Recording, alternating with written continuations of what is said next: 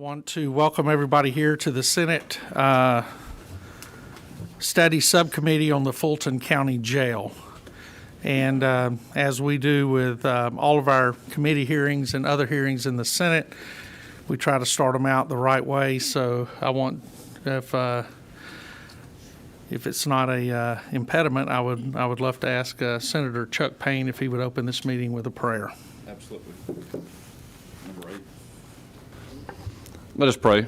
Heavenly Father, we come to you today, Lord, and we just thank you for all of our many blessings, first and foremost. Lord, let us take nothing for granted, Lord, for every breath we take is a blessing from you.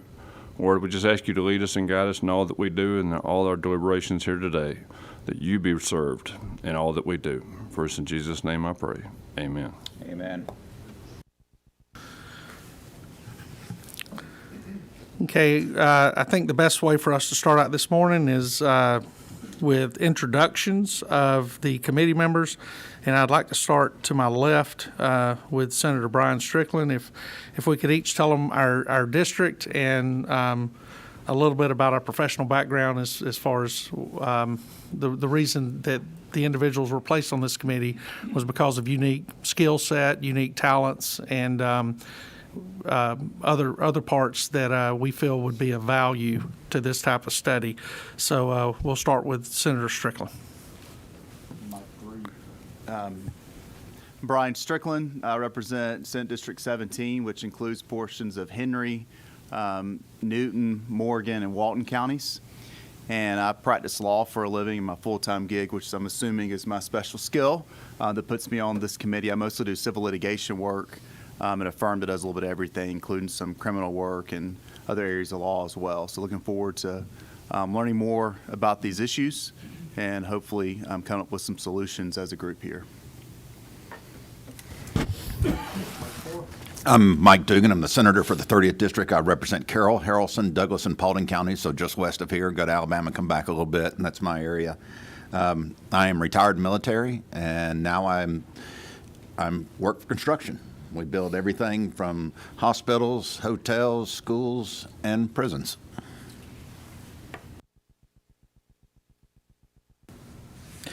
Good morning. John Albers, Senator for the 56th District, Fulton County, Cobb County, and Cherokee County. I live in Fulton County. Chair Public Safety for the Senate, as well as served in public safety for the last 33 years. I'm Chuck Payne. I represent the 54th District of Georgia, and that which is Whitfield, Murray, and Gordon counties.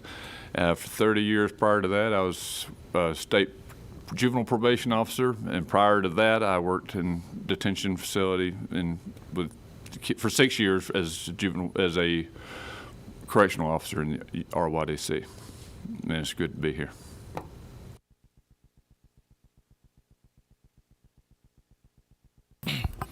Thank you, Mr. Chairman. I'm Jason Anavatard. I represent the 31st Senate District, Paulding and Polk County, and just here to listen, learn, and look forward to the solutions that come about. Thank you, Mr. Chairman. I am State Senator Randy Robertson. I represent the 29th District, which is Muskogee, Harris, Meriwether, and Troup counties. Spent over 30 years of my life in law enforcement, worked for a large sheriff's office for that entire career.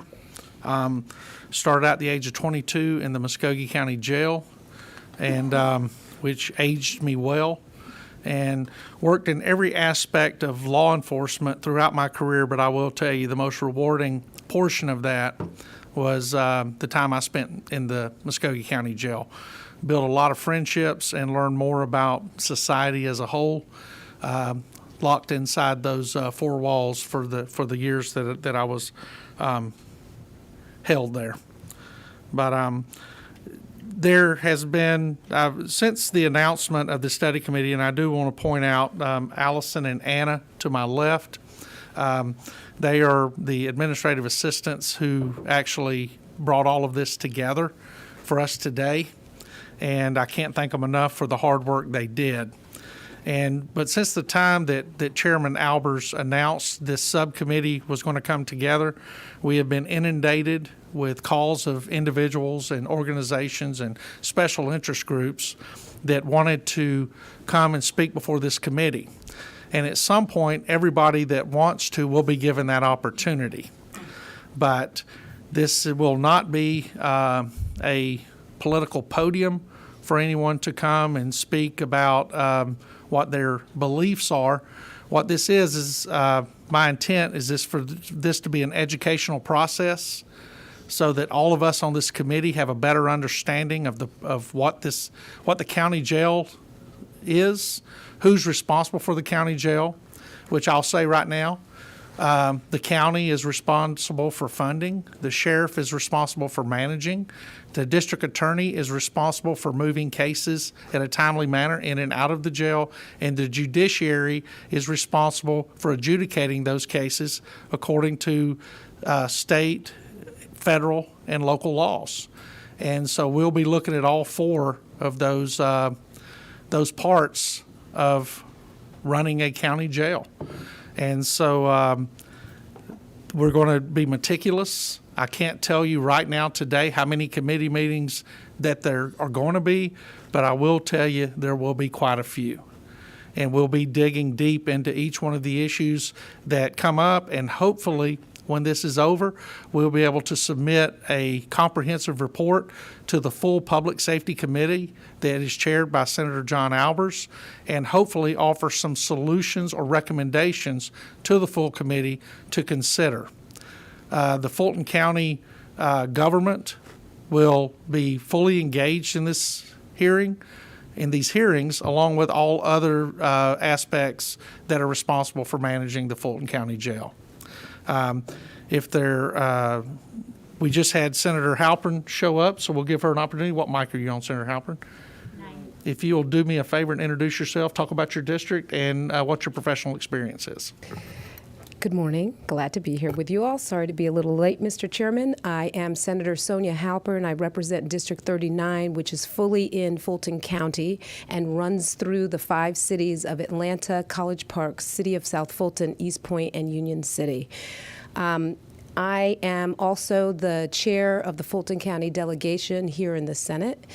And my background includes business, not-for-profit, and now the Senate, which I am glad to be part of. Thank you, Senator. Okay, our first presenters today will be from the Georgia Sheriff's Association. So I'd like to ask the gentleman that will be representing the Georgia Sheriff's Association, if y'all come up and sit at the witness mics. I do want to point out that this hearing is live streamed by Senate Press, and so anyone that is outside of this building that you think should be aware of what's going on, I would encourage you to have them go to the website and start watching the meeting. And Georgia Sheriff's Association. Yes, please. I want you to be as comfortable as possible because, as you know, we're allocating each group 60 minutes in their presentation to include questions. What mics are, let's see, 3 and 2? 3 and 2. Yes, sir. Yes, sir. Thank you, Mr. Chairman, members of this committee. I'm Terry Norris. I'm Executive Director of the Georgia Sheriff's Association.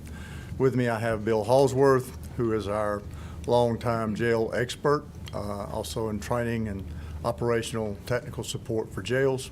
And in our background, we have Shelley Daniel is with our research side that is involved with our newly established or revised county jail report, which reports data from all, hopefully all 142 active county jails. And next to Shelley is Mike Mitchell. Some of you all know. He darkens the door down here with us during the session. He is our governmental affairs and legislative person.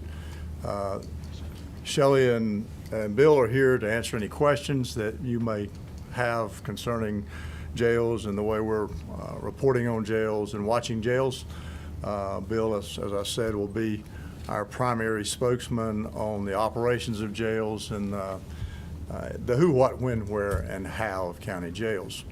But before I ask Bill to start, if you'll indulge me just a minute, not to be too elementary in my explanation or my discussion about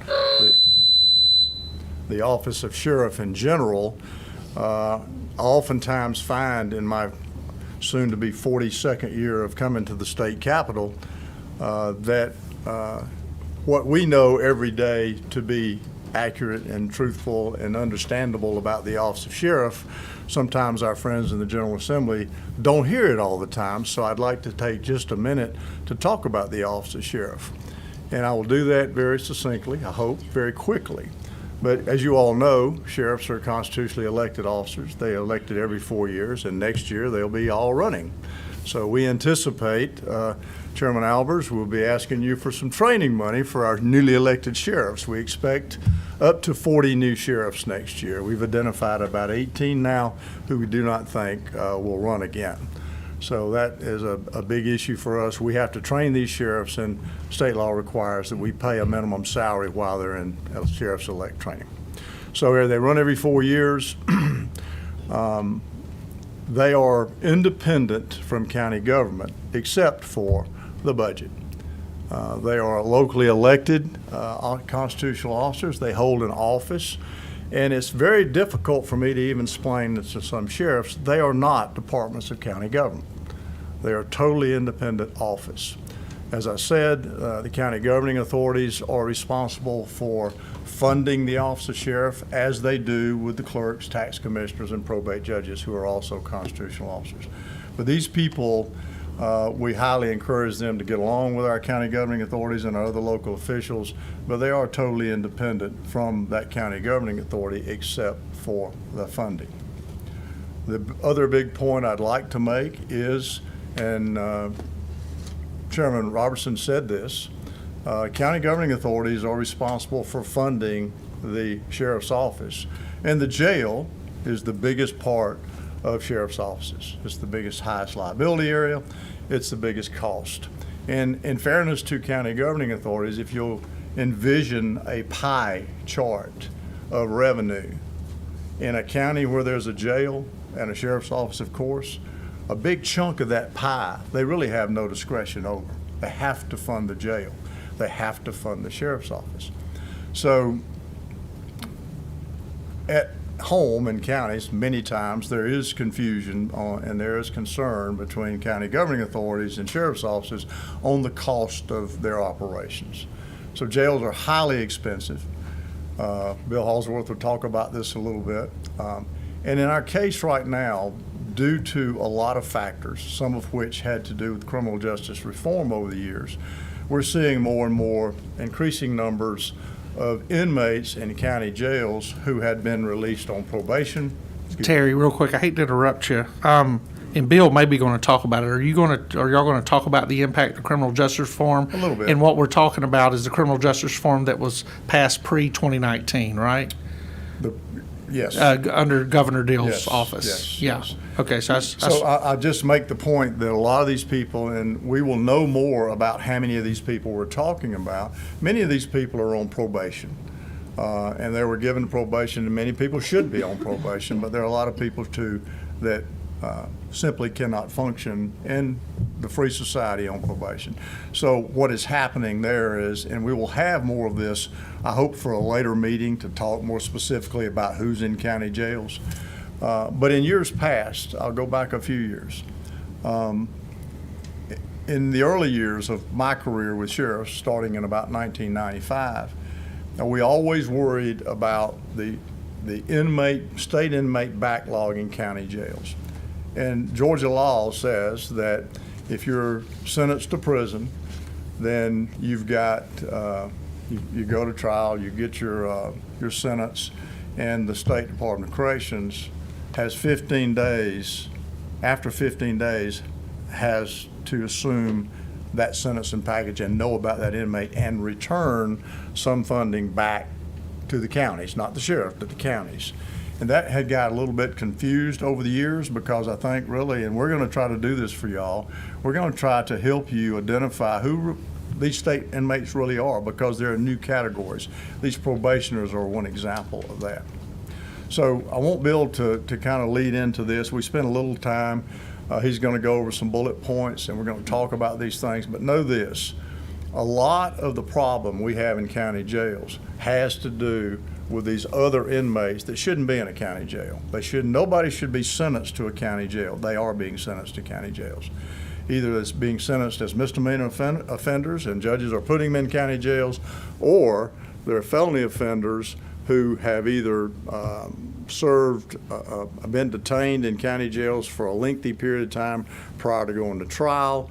There's not much time left on the sentence they're given, so they just stay in the county jail. So what is happening here, and this affects all of us, we're all local property taxpayers, and we are paying for the cost of inmates that ought to be in the state prison system, or at least somewhere else, who are languishing in county jails.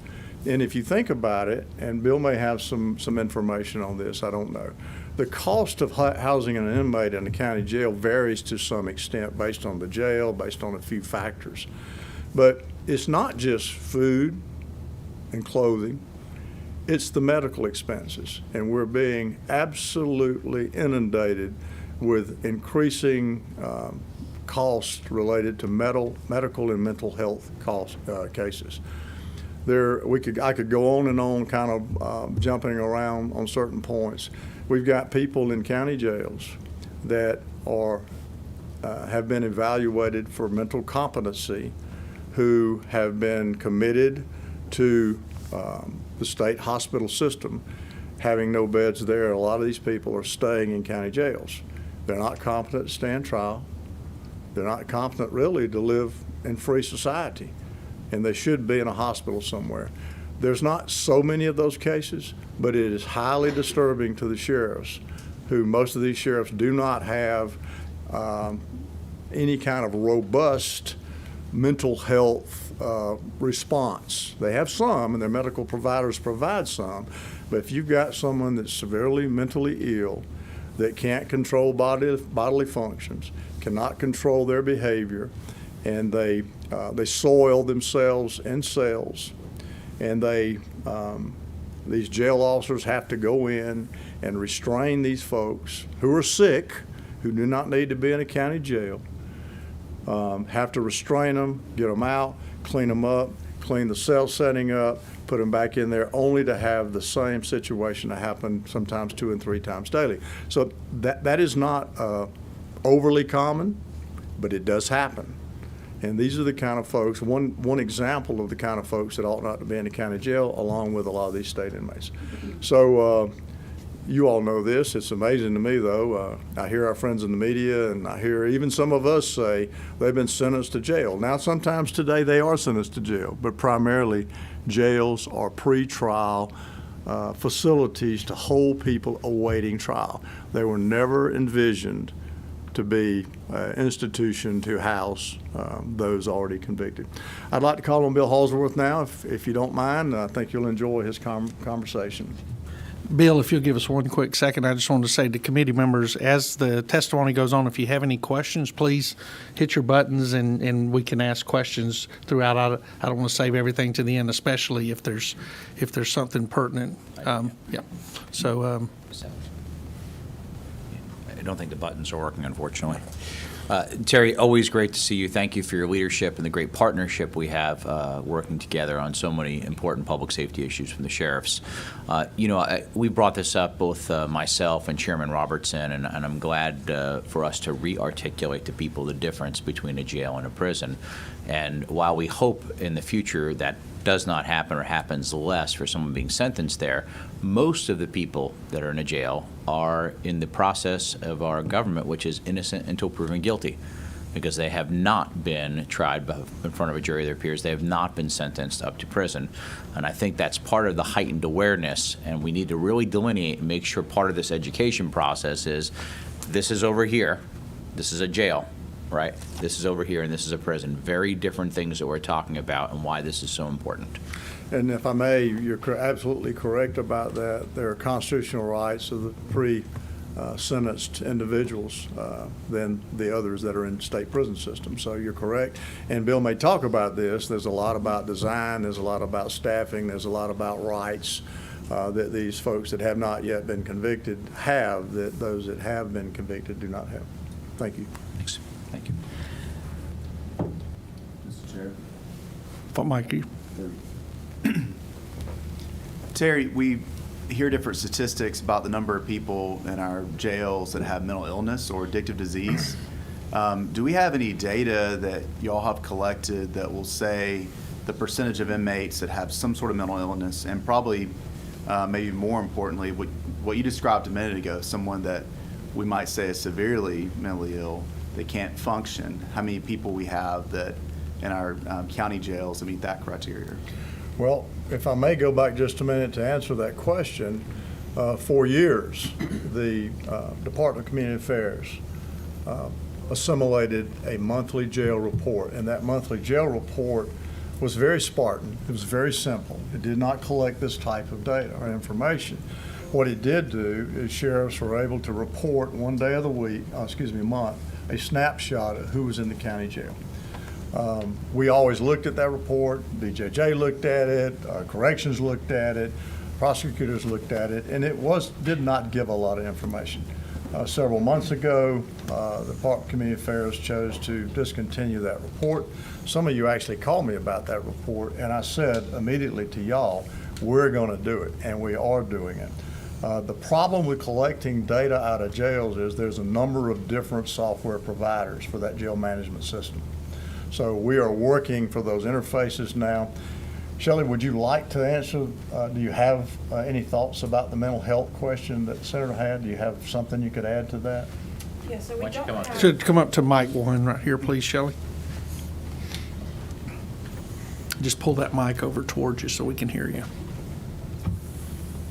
So, yes, sir, we don't have that data right now, but that is an area that we have been discussing of starting to collect how many are sitting in the county jails that do have mental health issues, and especially those that are waiting for a evaluation. So that is going to be part of the new transition that we're doing with. So there should be that and much more that you all are going to be vastly interested in, we think. Senator Payne. How many, on an average, 1013s inmates do we have that have a 1013 or have had a 1013? So we do have a mental health transport database right now that we started about 2015, that we've been collecting information on the number of transports that are being made. So specifically how many 1013s are coming out of the jail setting, we don't have that data at this time. Because one of the things that I've talked, some of my sheriffs about is, you have somebody with a 1013, they commit a crime because they're a mental health case and at the hospital or wherever, and then once they go to the jail, the 1013 goes away.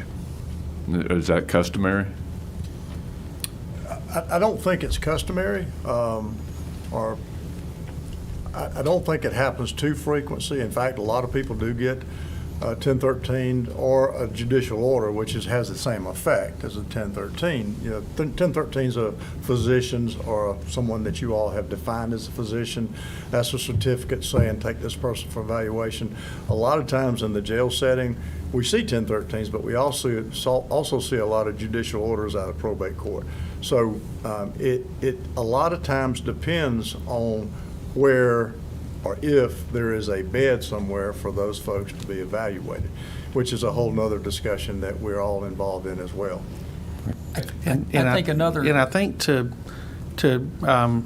Chairman Strickland's question is, since for the past 15 years at least, there's been a big focus on mental health going into county jails and prisons throughout the country.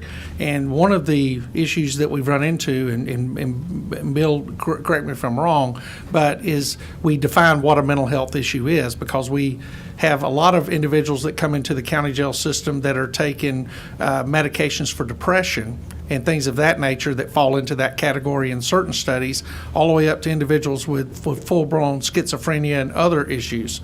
And so what we've had a lot of states try to do is parse out severe mental illness from other with mental health concerns. And so when you start looking around the country looking for numbers, typically you'll find numbers in the 60 percentile group of people in jails, but when you get down into the weeds with it, you'll find up into the 80s of individuals, which is something that Terry alluded to with the size of healthcare contracts now that sheriffs are having to sign, individual sheriff's offices, signing contracts, and also with fully blown pharmacies inside of jails, pharmacies that carry medications in some cases that you can't get at CVS or other places because of how dangerous they are and would be in the free world setting. But with that being said, Bill, if you want to answer the senator's question and go ahead and start your presentation after you identify yourself, please, sir. Bill Halsworth of the Georgia Sheriff's Association. I'm the Director of Jail and Court Services. One of the issues with the 1013 when they come to jail, the 1013 is only valid for 7 days anyway. And if they're not able to make bond or post bail within those 7 days, then they are still in the custody of the sheriff. And the other issue, I had an issue yesterday. In fact, South Georgia County called me and they said that they had a 1013 issued, and the deputy went to the doctor's office and picked this lady up and took her to the hospital. She was the 1013 was to take her to the hospital. So he took her to the hospital, and in the emergency room, before they could even really do anything with her, she started getting violent and disruptive.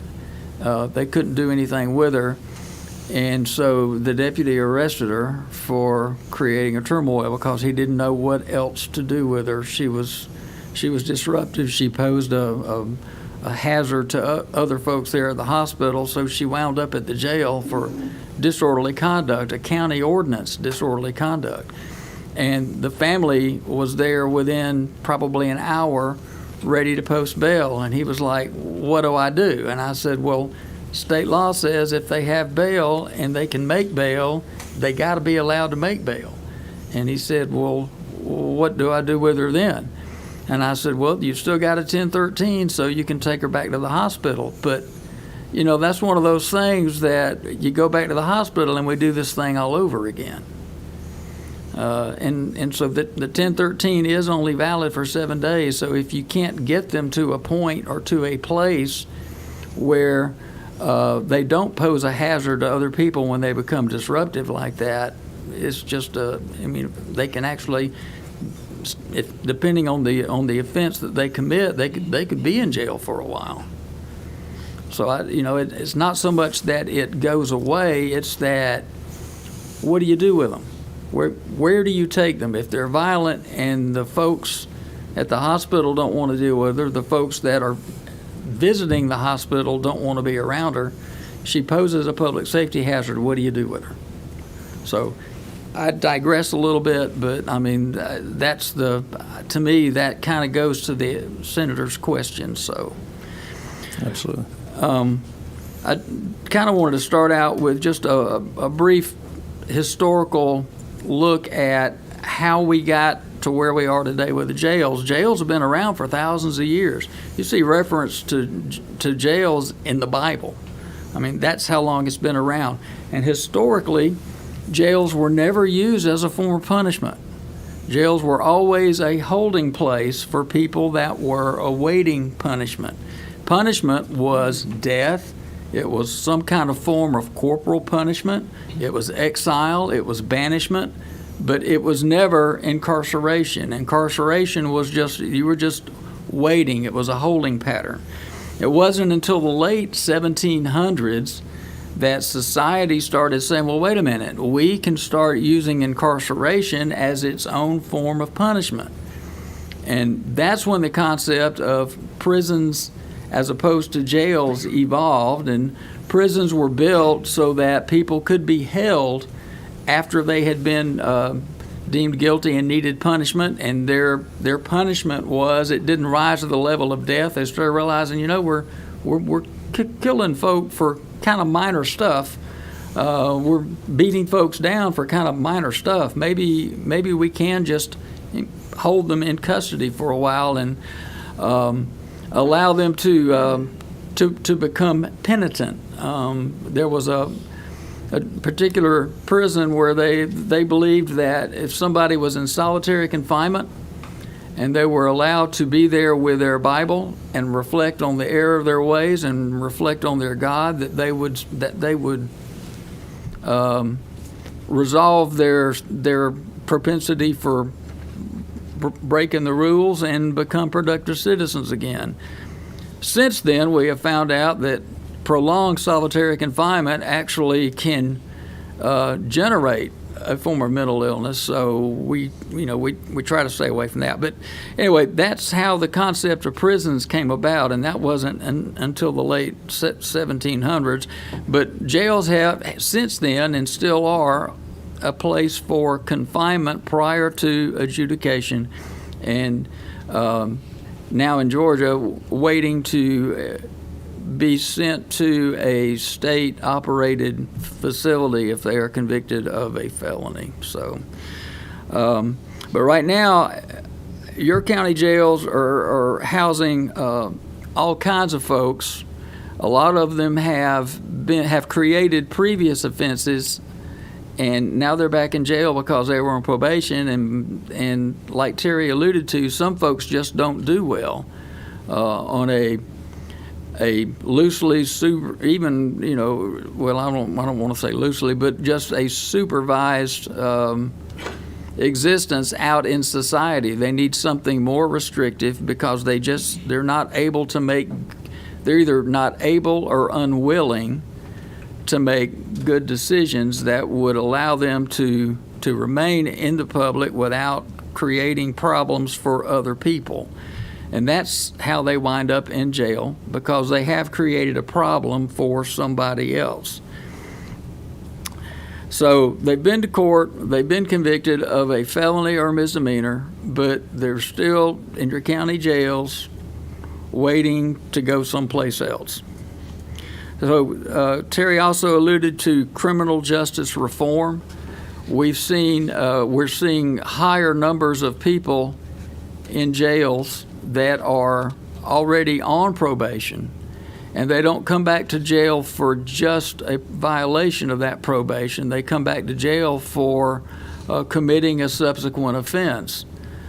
Some folks just don't want to do the right thing. Some folks aren't able in their brains to make good decisions to do the right thing. A lot of folks, they just want to get by, or they want to get over.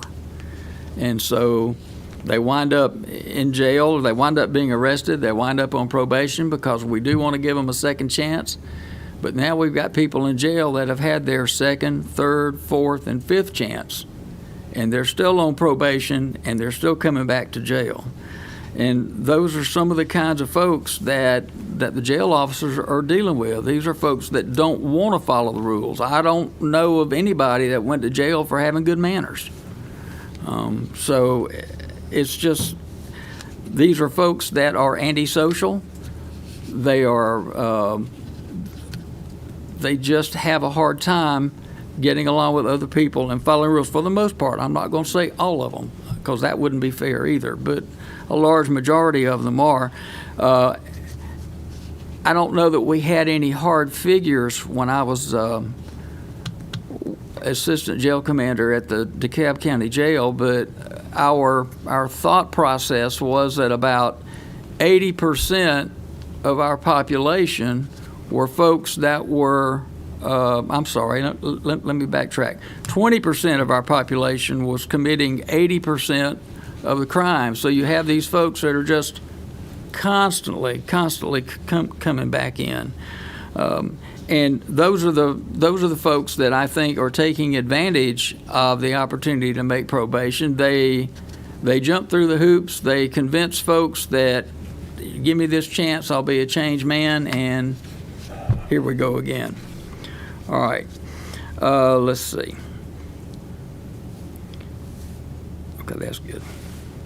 So going back to jails in Georgia, the jail was operated by the sheriff in England prior to colonization of Georgia. And James Edward Oglethorpe brought with him the English common law, and he brought with him the office of sheriff, and he brought with him the concept of the jail. And the office of sheriff in Georgia has retained all of those duties and responsibilities that were established under English common law, and they've been given additional duties and responsibilities and obligations by previous acts of the legislature. So, but they still retain a lot of those responsibilities that were in English common law. There was actually a case, Elder v. Camp, that points that out, makes that strong point. So, like Terry said, we have sheriffs in 159 counties. All of them are elected for 4-year terms. 142 of them actually operate county jails right now. Those that don't operate a county jail have to typically pay another jail to house their county inmates, and a lot of it is a financial decision as to whether or not it's less expensive to pay to house out, or if it's less expensive to construct a jail, staff a jail, pay for the operation of a jail. So that's one of the considerations of that. Can you provide us with the 17 that don't have their own jail? The name of those counties? Not right now. It's not a test. Yes, yeah. Right this minute. Yes, we can certainly do that. Yes, sir. We can certainly. I got you. And most of those counties are smaller counties too. So yeah. Yeah, that was just a test, Bill, and you failed. I just want to point that out. Okay. Well, it wouldn't be the first one.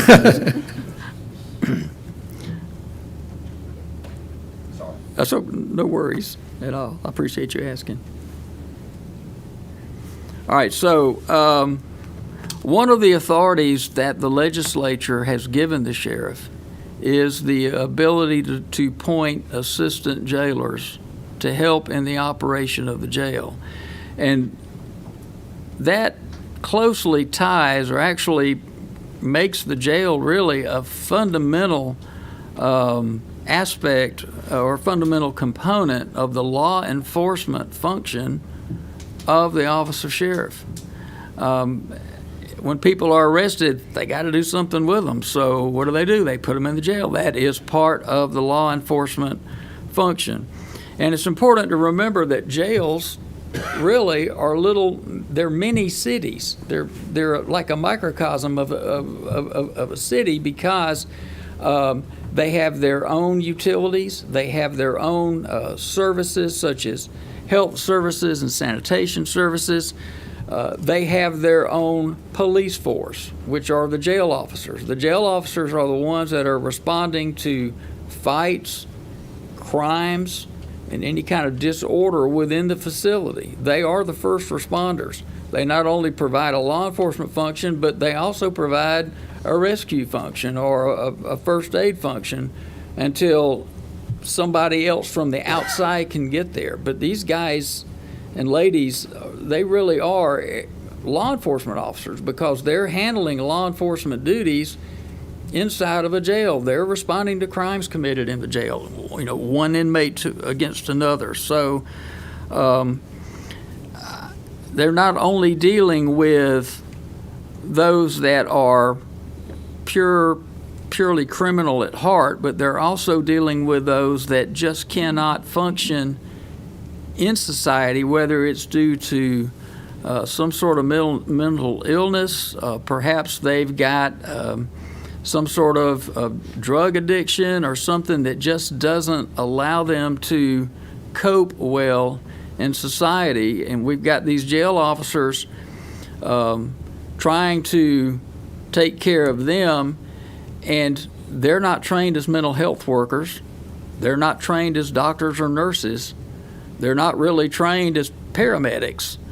They are just law enforcement officers, and we put a huge demand on them. And I say we, I mean society, our profession, the courts, put a huge demand on what they expect jail officers to be able to do.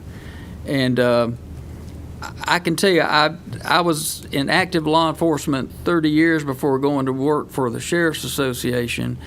And 12 of those years was working in the jail at various levels, jail officer, supervisor, commander, whatever.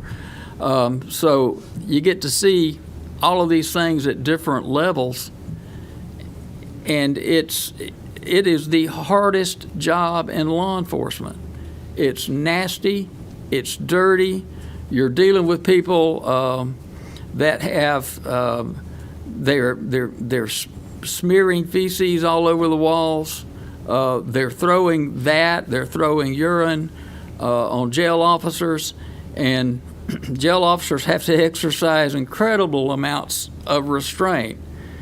And one of the reasons they have to do that is the Supreme Court said you can't whip somebody's backside because they threw urine on you. So there's a whole lot of stress, a whole lot of frustration, and very little appreciation from much of anybody outside of the sheriff's office for what these jail officers have to go through. So I'll get off my soapbox, but I'm very. And they also, yes, Terry, they also are the lowest paid in law enforcement, and it's hard to keep when they're unappreciated and they're underpaid, and you have all of these expectations and demands put on you. It's hard to keep good people. Nobody, there are some folks that are happy, and God bless them. They're happy to work in a jail for their whole career. But most of the folks that go to work in a jail, what do they want to do? They want to get out on patrol, because that's where all the quote-unquote glamour is. That's where all the excitement is. That's where people, except for the criminals, that's where people are happy to see you. But in the jail, when everybody's a criminal, ain't nobody happy to see you. So I mean, that is the toughest beat anywhere, because it is nothing but criminals in there. And it is also the highest liability area of any part of a sheriff's office. Some of the most, you would think, innocuous type decisions that a jail officer makes, and they make them on a routine basis. They make them hourly. They can have incredible liability implications. For instance, somebody asks for their Bible, and something happens, and the officer doesn't get a chance right away to do it, and then other things happen, and then the officer forgets about the request. Well, next thing you know, we have a lawsuit in federal court because we're denying this person their ability to exercise their right to practice their religion. So that's why I say, Bill, real quick, is that a hypothetical, or is that an actual case? There have been cases where people have gotten in trouble for that. Yes, sir. There are cases where people have been denied a kosher meal, and there's been, the jails have had to pay out big money over that. I just wanted to point that out, because a lot of times people will come up and they will tell us third-hand stories and things like this, because I know during Ramadan we had to change our meal schedule at a large jail because we had to feed after a certain time, Right. where normally we would serve at a different time. And then we had kosher, those that were Jewish had to have kosher meals, and we had to do that and stay within the caloric intake that was required, that every inmate had to get so many calories a day. And then, of course, we got into the special needs meals, which were everything from dealing with diabetics to other individuals that had to have certain meals because of certain medication and things of that nature. So I just wanted to make sure that as you talk about the liability side, that we're talking about real-world liability and not just something that was on Law and Order one night that was solved in 45 minutes plus commercials. Right. So I just want to make sure. Another example is Muslim females and their hijabs. When you take a mugshot, they can't wear those. And if you ask them, if you don't realize that there's a male officer standing over here and you ask her to take that off, that's a big deal. And that's probably going to wind up in a lawsuit. And it has wound up in a lawsuit. So there's all kinds of concerns, like I said, things that just, who would think when you're getting ready to take a mugshot, well, let me make sure that, There's nobody else around, because in larger jails, there's always activity going on around that booking area, always. So it's difficult. It's that whole, the liability for jail officers is just, it's incredible. And the liability for sheriffs operating the jail, that is their biggest concern. Or it should be, it needs to be their biggest concern, because that's where most of their litigation is going to come from, is from that jail. So the jail officers also, their training is established and controlled. Their status as a jail officer, their certification is all supervised and managed by the Georgia Post Council. So they are basically, they are pretty much peace officers, but their beat is the jail, but they are performing the role of peace officer within that jail. And as jails go, sheriffs are required. They're required to recruit. They're required to hire, train, try to retain jail officers, and it's hard to do with, again, them being the lowest paid and the most underappreciated of any law enforcement function that the sheriff provides. Bill, real quick, is there any post certifications required for jail officers? Yes, sir. They have to be certified as a jail officer within 6 months of employment. Okay, and could you tell us the definition of a jail officer and a deputy sheriff? A jail officer is a person that is supervising inmates within a custodial setting. So would a deputy sheriff and a jail officer, and some of these are rhetorical, understand, because we're all trying to understand, would a deputy sheriff and a jail officer carry the same certifications? They do not. Jail officers don't have the power of arrest.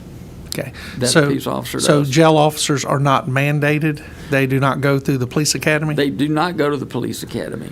Okay. Do we have agencies in Georgia that have jail officers that are never given the opportunity? In other words, they are slotted as jail officers and they stay that their entire career, or is there always a bridge where they can transition over, qualify for the police academy and go to the police academy, therefore opening that slot in the jail where they would bring a new hire in for that and promote, if you will, the jail officer into a deputy's position? So even the Atlanta metro area sheriff's offices where there's a police department, even those jails those sheriff's offices have deputies out on the street. And yes, there is a mechanism for a jail officer to be deputized and then go to the police academy and get certified as a peace officer and go out. They can still work in the jail, because that's the other thing. You don't have to be a jail officer to work in a jail. You can be a deputy sheriff and work in a jail. Right. A deputy sheriff can work in a jail, but a jail officer can't work on the street. Would that be correct? Yes, sir, that is correct. Okay. And real quick, are jail officers required, as a deputy sheriff's required to get a minimum of 20 hours post-training every year? Are jail officers required a continuation of post-training each year? There is a law on the books that has been there for a long time, but its effective date was only after funding was established for it. What year was that law established, do you know? That was back, I want to say back in the 1990s. Okay. Sometime. What does that law state? It says it basically requires that jail officers receive 20 hours of in-service training annually, and that it would become effective once the legislature created funding for it. And it has never been funded? That is correct, yes, sir. Okay. Do you know the citation for that law? Not off the top of my head, no, sir, I do not. Okay. Thank you. Mr. Chairman, I will say this, Bill, you correct me if I'm correct.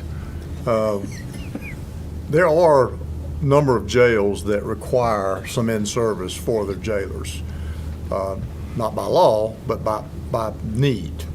And I will say this too, the early years, there was no requirement for jail training. That's correct. And the sheriffs, and since my career started in '95, created that mandate where they had to get trained within 6 months. If you probably remember back years ago, even peace officers, deputy sheriffs, police officers, they had 6 months after taking office to go to mandate. That changed many years ago. I think the sheriffs would have difficulty making that code for the jail officers simply because they can't hire anybody. I mean, and now the 6 months gives jail staff or sheriff's officers time to bring somebody in. What we're hearing now, though, is the newer, younger people that are wanting to go to work in jails, they're uncomfortable going in that jail setting, and rightfully so, without some sort of advanced training. So we're seeing now the need for us to provide jail training earlier in that hiring process. And in fact, we do, and Bill oversees this, we do 15 or so basic jail courses, which is a 2-week course throughout the state every year. The Public Safety Training Center does some, and there's a few sheriff's offices that do it too. So we're doing, I think, as good as we can do internally on providing jail. So the Georgia Sheriff's Association provides 2 weeks of basic jail training for jail officers, but it is not required that sheriff's offices send their jail officers through this course? It is, go ahead, Bill. I'll say the 2-week course is a requirement. Under state law? Yes, sir. Okay. And so the law doesn't specify which entity they receive the training, but it has to be a post-certified academy to provide that. Is it pre-hire or post-hire? I assume it's post? It's post-hire, yes, sir. Okay, and how soon after they're hired are they required to attend this 2-week course? They have to complete it within 6 months. Okay. And Terry, when I first got on, you had 12 months before you had to go Right. to the academy. Of course, I'm a lot older than you, so. But who? I meant to say wiser.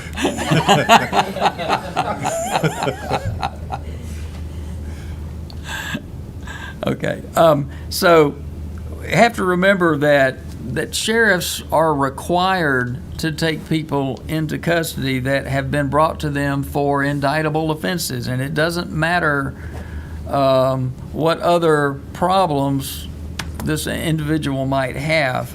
And in some jurisdictions, state law even requires that people charged with ordinance violations also must be taken into the jail. And sheriffs are prohibited from not receiving somebody brought to them under those circumstances unless there is a need for immediate medical care for some sort of acute medical emergency or medical situation, and under that statute, which is 42-412, the arresting agency at that point, if the jail says, you got to get them medically cleared first, this guy's got some sort of medical issue, who knows what it would be, but something that requires emergency medical treatment. So you have to take him to the emergency room, him or her, get them treated, and then get them cleared by the emergency medical staff at the hospital, and then bring them back. And once you do that, we will take them into custody.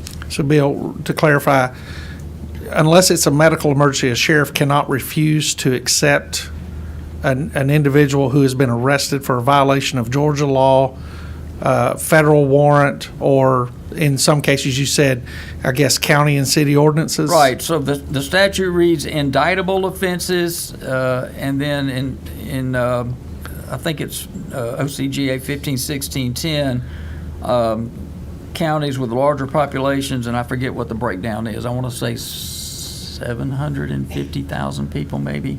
They can also, or they also have to take those charged with a violation of county ordinances. So if a sheriff's jail is overcrowded, is that a legal excuse that he or she can use for not accepting individuals under arrest? All right, well, let's talk about that a minute. Sheriffs have the authority to choose to house elsewhere inmates when they feel like that their jail is not a safe place for that inmate.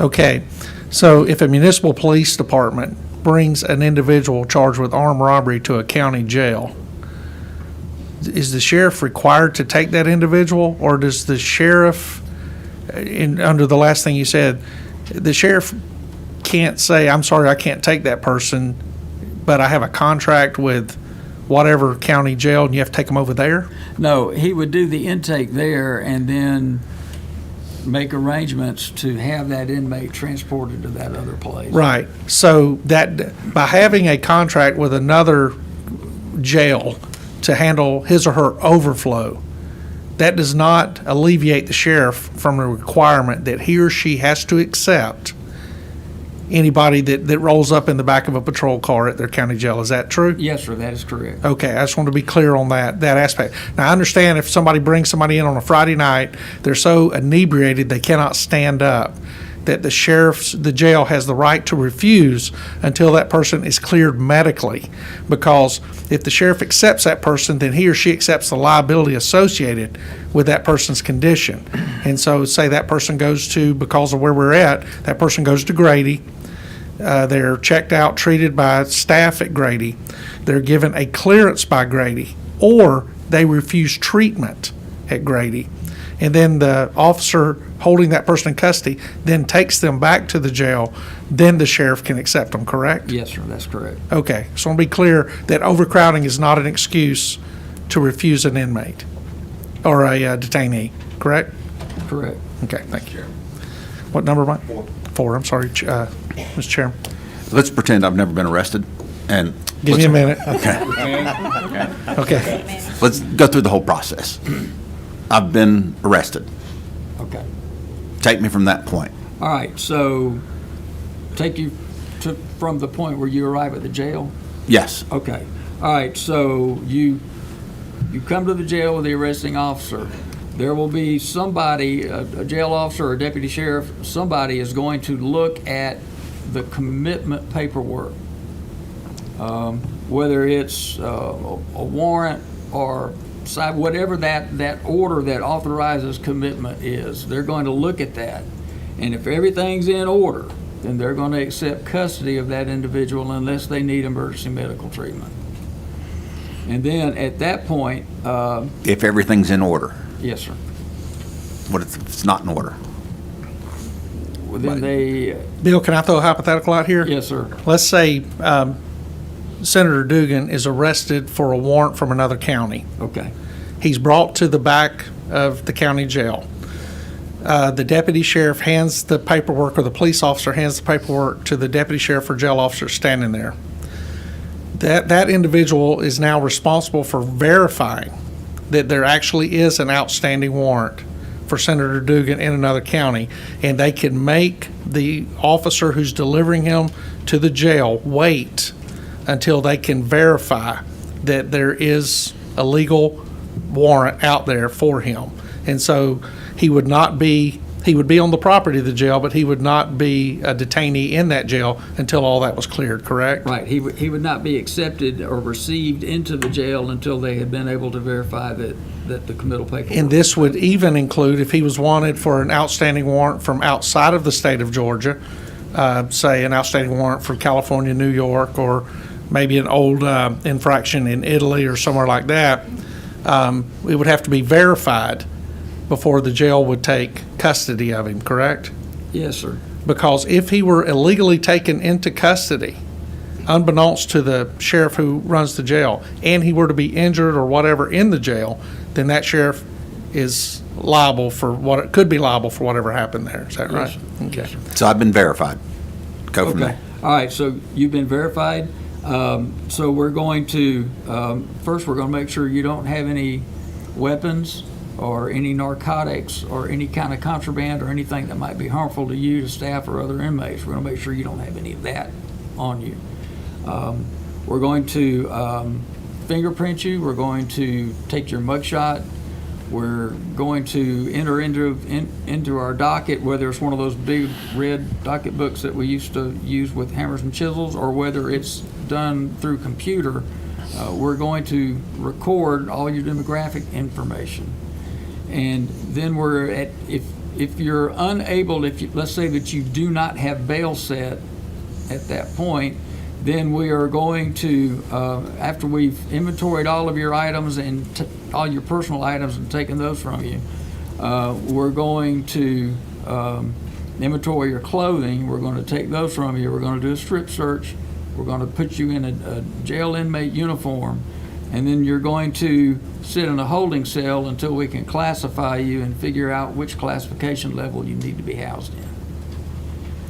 Plus medical screening. Plus, yes, and there will be medical screening there too, just to make sure that, you know, we're gonna find out whether or not you've got tuberculosis, or whether or not you've got a history of mental illness, or if you're on any kind of medication that we need to know about. That's going to be all part of that intake process, because we don't want to put you back in the inmate population until we're certain that we know everything there is that we need to know about you, to keep you safe and keep you healthy and protect other people from you in case you're a violent individual or a predator. We use a classification system to try to separate the predators from the prey.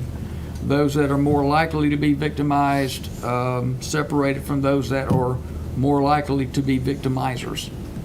Okay, so spent how much time in the holding cell? Now, what happens next? Okay, so if you don't have bail posted, and once we've done all that, then we'll make sure that you have a mattress and a blanket, and we'll put you in a cell For how long? until we have an order to release you.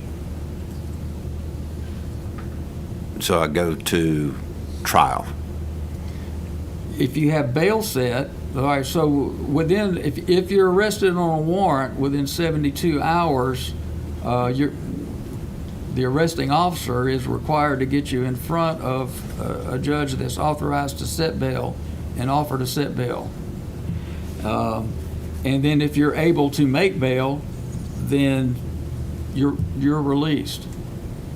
But if you don't have bail, if the judge says, no, I'm not granting you bail, or you're not able to make bail once bail has been set, then you will stay in jail until court. You said 72 hours? Yes, sir. Is that always hit, 72 hours?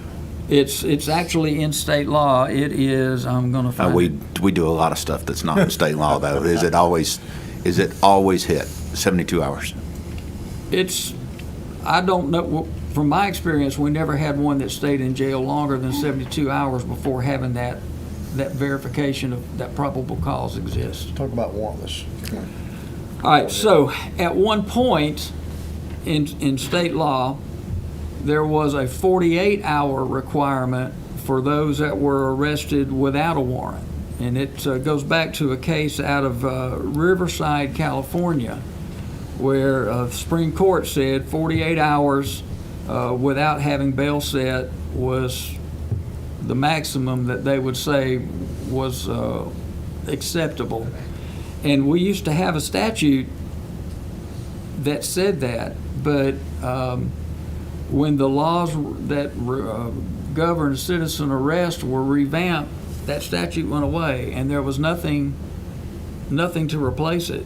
So under state law right now, if you're arrested without a warrant, there's no requirement to get you in front of a judge within any sort of time period to determine whether or not probable cause is valid for you to be detained. Now, there still is that Supreme Court decision, Riverside, so the jails would still have to do something with that. When I was at DeKalb County, our magistrate court would write what we just referred to it as a Riverside order. And the order was that, within about 24 hours, if that individual hadn't gone to magistrate court yet to have bail set, they issued this Riverside order that if by such a date and time they still hadn't got bail set, the jail's authorized to release them.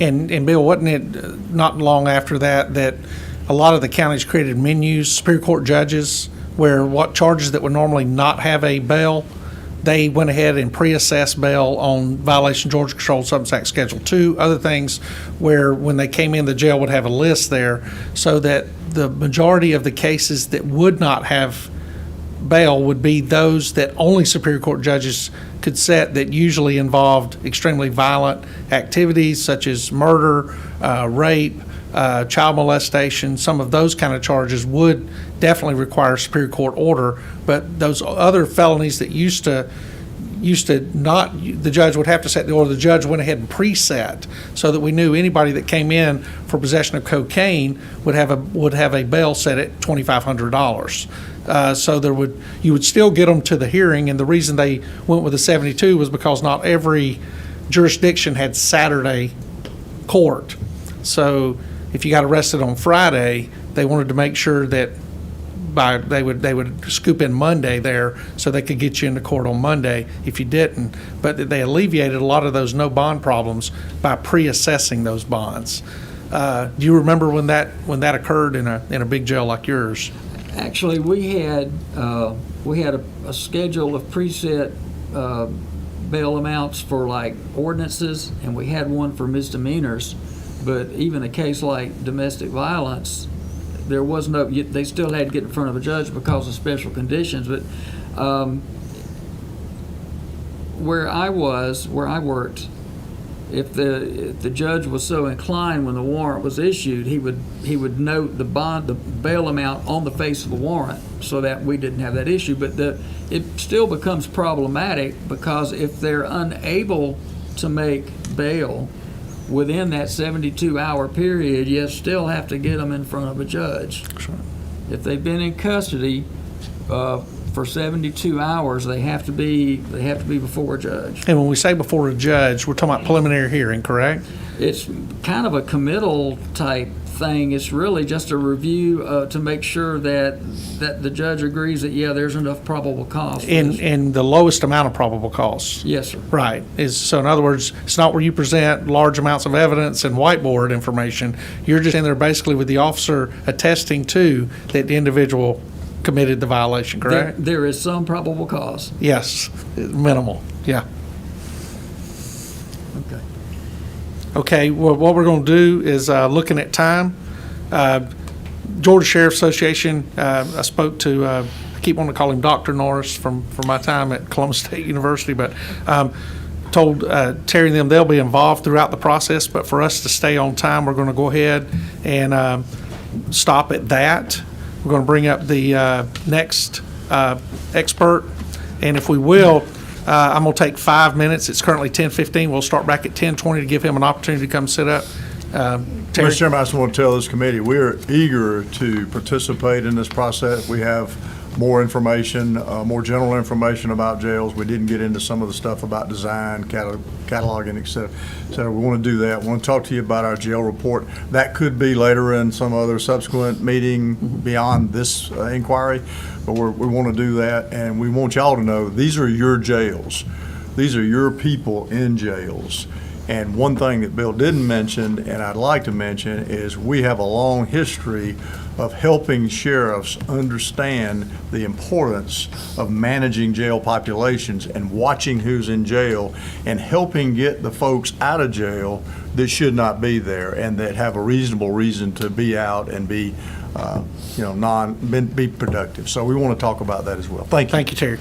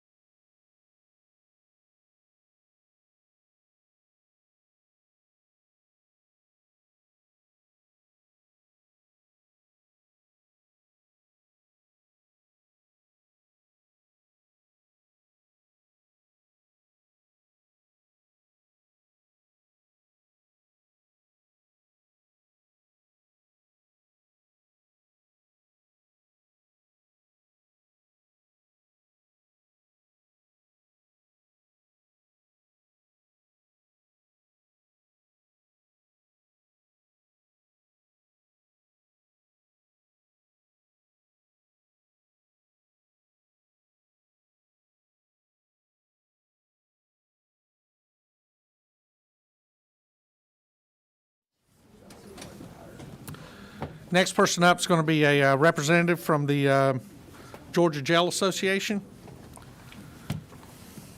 Good morning.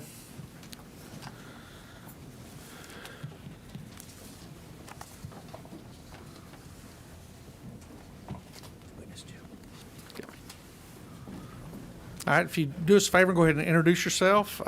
Give us a quick overview of your skill set, and it's all yours. Thank you very much. Hello, my name is Tate McCotter. I'm the Executive Director for the National Institute for Jail Operations and the National Corrections and Detention Alliance. I was asked by the Georgia Jail Association to come in front of you and share whatever I could in this space. So I'm also a very proud new resident of Fayette County. So I moved my family up here about a year ago. Tate, if you give me one quick second, I do want to say something for the people watching and the individuals in the room and the committee members, that at certain points during the testimony of different witnesses, there may be videos shown that could make individuals uncomfortable, that contain profanity, that contain nudity, that contain examples of severe mental illness and other types of situations. So anybody who is not comfortable with that, I wanted to go ahead and let you know now so you can kind of manage how you watch this subcommittee hearing. One thing I can't do, and those who know me, I appreciate y'all dealing with my frankness and everything, is we cannot omit that type of information because that is the reality that is experienced in county jails, it's experienced in prisons, and it's experienced in society as a whole today. And it's easy for us to sit in a room and talk about it and attempt to articulate what it looks like and what it sounds like.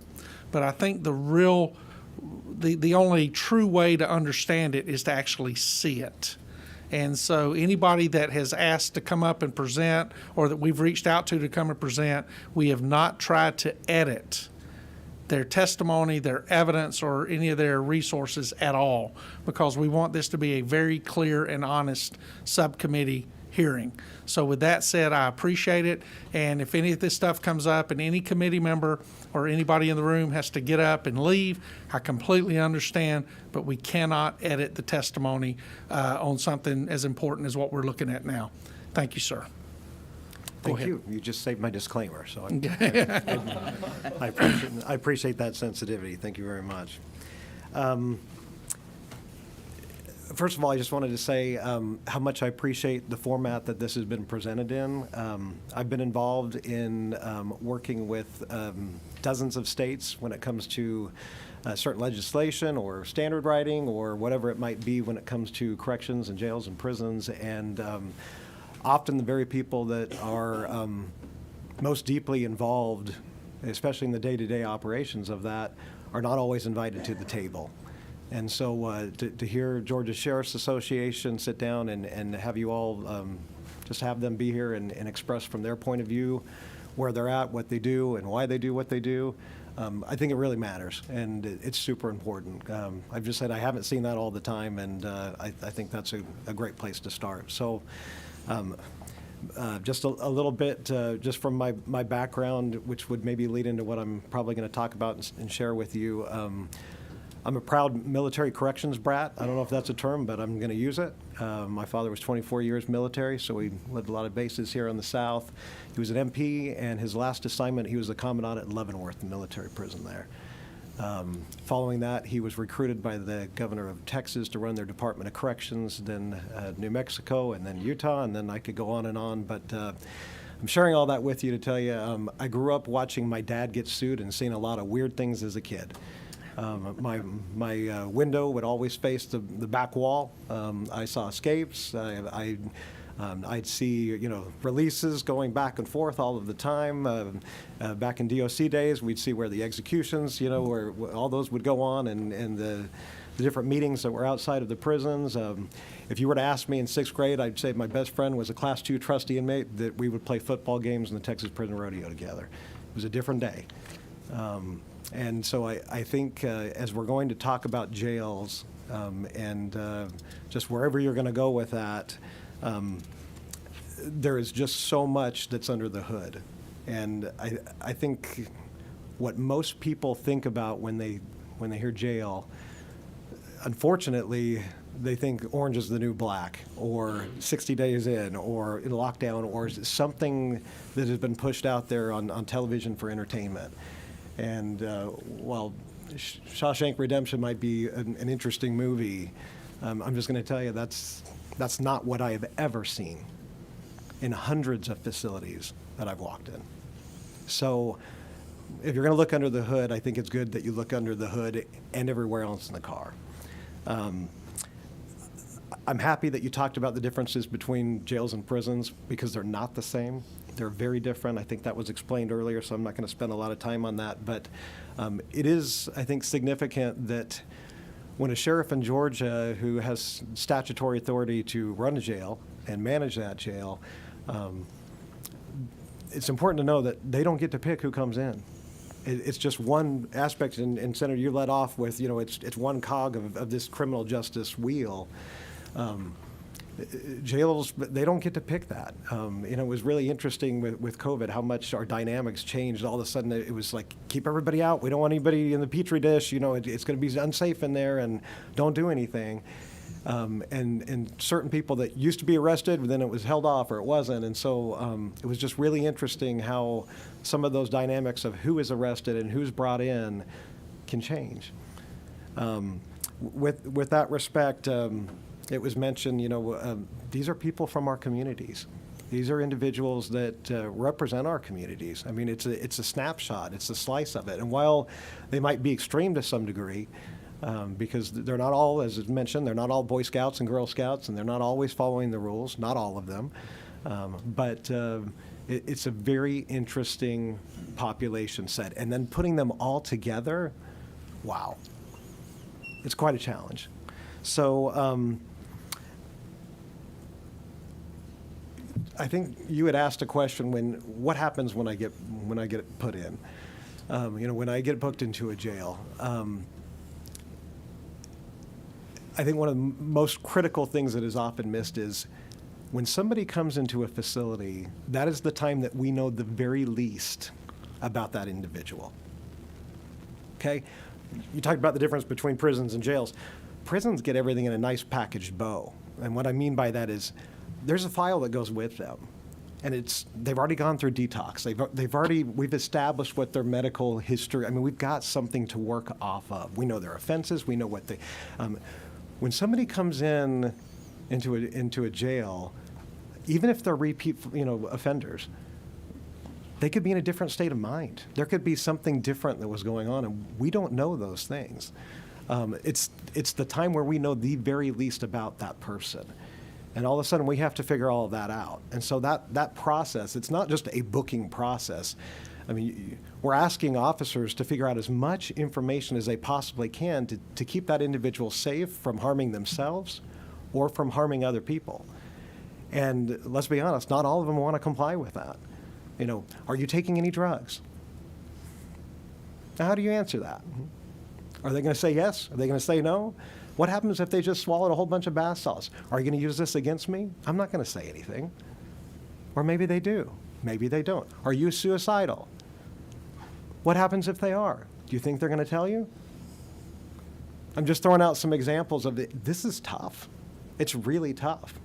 So when we start talking about managing a jail and how all of that big picture looks, start with this primary thing. We need to run a constitutionally safe facility. Paramount. That's what we do. We need to run a safe, constitutionally safe facility. Now that involves a lot of things. Balancing the rights of inmates against that safety and security concern. And there's times where that can be very difficult to manage. And I'll probably give you some examples of that because I just don't want to say, yeah, we just need to balance this. It's a lot harder to do than just say. With that, I'll give you an example. Somebody brought up earlier, and I think Bill talked about it with religion.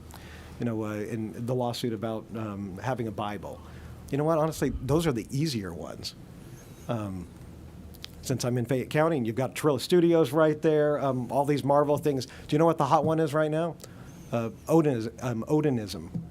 So we have individuals that are, Thor is my religion.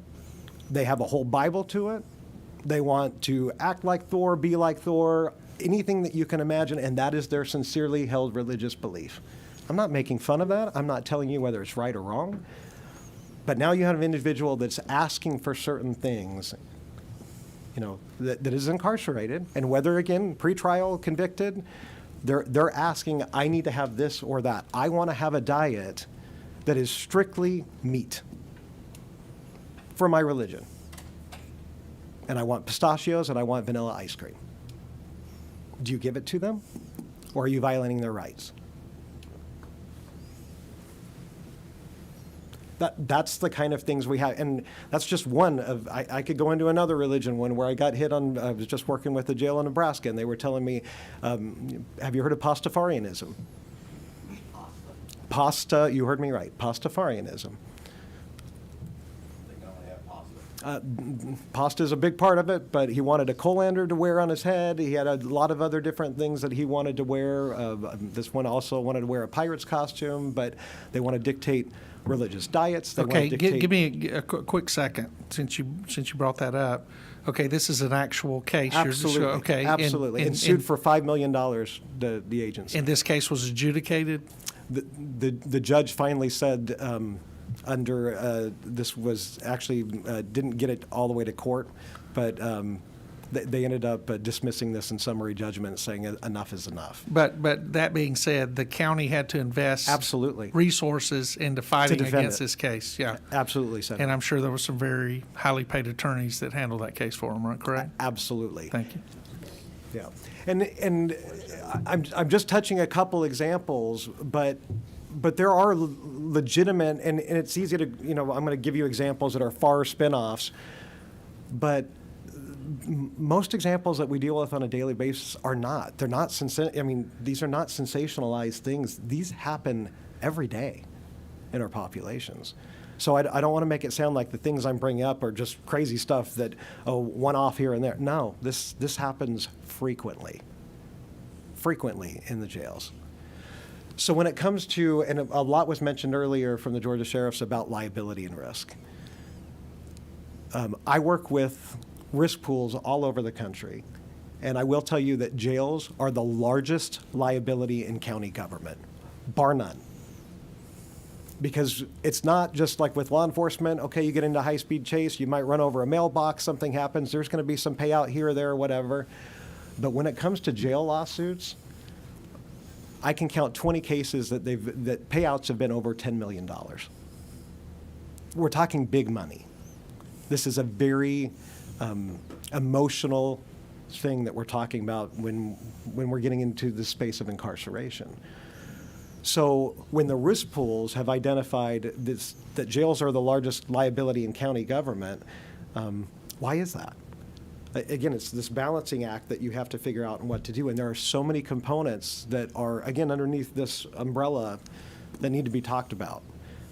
Because if you're going to be looking at what's right and what's wrong, what should a county jail should be doing, what they shouldn't be doing, what do they need, you got to know all of these things.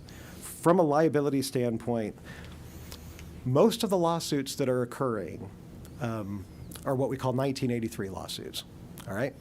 And I'm going to use some terms that if anybody's worked... Real briefly, would you explain to them what 1983 is? 1983, yeah. Section 1983 are lawsuits that really come down, and I'll kind of give you a background on that. It's Section 1983. Yeah, but Section 1983 of.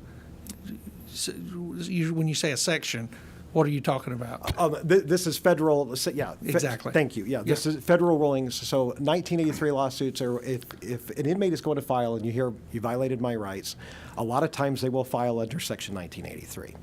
And under that, you're going to do a couple really important keywords: deliberate indifference and duty to protect. Now, I can tie along with that. You're going to have failure to supervise, failure to train, some other issues, and some of those you've already even brought up here. But those are really, really critical points as we talk about that. With duty, so deliberate indifference and duty to protect, I'm kind of using that in my head to kind of set a platform maybe for which you might want to work off of as you're doing this. Let's start with staffing. I don't know if I've ever seen a more perfect storm right now than what's brewing in our profession of corrections. And here's what I mean by that. It was mentioned the difficulty in hiring staff. Now, I can tell you one that eats, sleeps, and drinks the profession. It's very near and dear to me. I care about it. I care about what happens in it. I don't know if I would even recommend to my own children that they go into this profession. That says something. Hiring is incredibly difficult right now. And we have seen so many agencies that have said, look, I can't find somebody to work on the street. And you mentioned the possibilities of, well, is there a pathway for somebody to move from corrections to the street? I don't know too many corrections officers, and if there's some in this room, we could poll them and ask, and I think they would laugh at me by saying this. How many of them grew up saying, you know what, someday when I get older, I want to be a corrections officer? Said nobody ever. Nobody says that. If they're going to go into law enforcement, they want to hit the road. They want to catch the bad guy. FBI, whatever it is that they're going to do. But most people don't think, you know what, when you catch that bad guy, I want to take care of him. It's not there. So hiring staff right now is incredibly difficult. And most agencies that I talk to, I just got back from a conference in Indiana, and the number one hand that raised up when I said, how many of you are short-staffed? Every hand I could see went up in a conferences of over hundreds and hundreds of agencies. And I said, let me ask a better question. How many of you are 90% staffed in the room? And 2 hands went up. This is a problem. But retention, I mean, hiring is one issue, and you deal with, okay, if you're not getting the applicants, there's big questions of why. Are we paying enough, right? That's got to be an issue with that. But also, you know, can they pass a drug, you know, a background test, a drug test? There's all of these things that go with it. And then you move over from the hiring side of it with that challenge to retention. And the best way I could describe that is imagine going to work every day, and you remember the old show, I'm going to date myself here, Fear Factor? That's a lot what it's like to be in that environment. And every day, every shift, those officers have to do that. So this is real. When they walk in, the very first day, they're usually told by somebody who's locked up there, you violated my rights, I'm going to sue you. By the way, I know you, I know your family, I'm coming after them, I'm watching you. The manipulation, the whatever else, it is an incredibly stressful job. And I want you to take that mindset and then put yourself where you're a new officer, you've just barely been hired and trained, and you're hearing all of this, and you're going, what am I doing? And why am I here? And by the way, I'm 19 years old. We have some agencies now that can't hire, and they're hiring 18-year-olds. All right. I'm not going to give you a gun. We don't bring weapons into facilities. By the way, if you talk to most sheriffs and those that have worked in law enforcement, they will tell you the very best officers they have are the ones that came from the jail. Why? Because they know how to use this. Because they can't reach for a sidearm. They got to know how to talk to people. And those that have been in there for a while have become really good at it because they know it's a lot easier to talk somebody down, to figure out how to deal with conflict management with this, instead of just, let's go at it. So, I talked about turnover. No, I didn't. Now we get into turnover. Here's some of the problems that we're seeing in jails. You have the hiring issue, which has then caused to shortages. We are operating in most jails across the country in what I call skeleton staffing.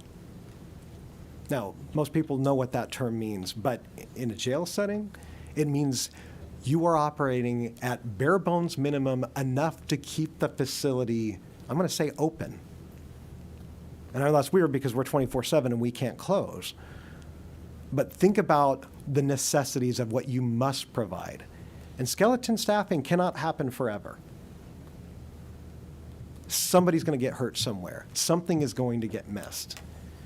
And I would bet most of our jails in this state, and I've been to a lot of jails in Georgia, most of the jails in this state have been operating at skeleton staffing for quite some time. Next question. What number? 7. Thank you. I just wanted to, I didn't mean to stop your flow there. This is tremendously helpful, Tate. I'm wondering, and I know we've got some of our friends with the Georgia Sheriff's Association, the report that used to be done by DCA that's coming together. I'm wondering if that data is being captured somewhere for those staffing levels. Do you know off the top of your head?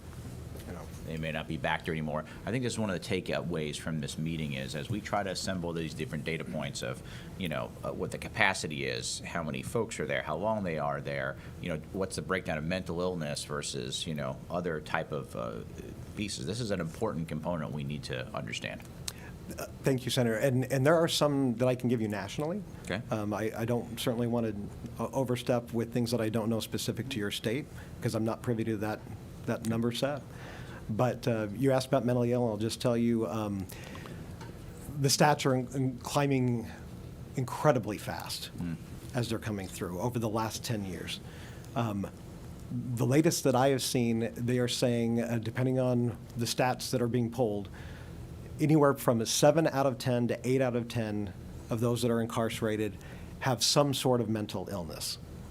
And also remember, this is a difficult number to define, and you asked about specific numbers. Here's part of the problem with that. It's not just the jail management systems and not all of them being on the same page. It's also the fact that many of those that are incarcerated that come in and are arrested have never been diagnosed. You have somebody who's autistic. A lot of times they don't know that.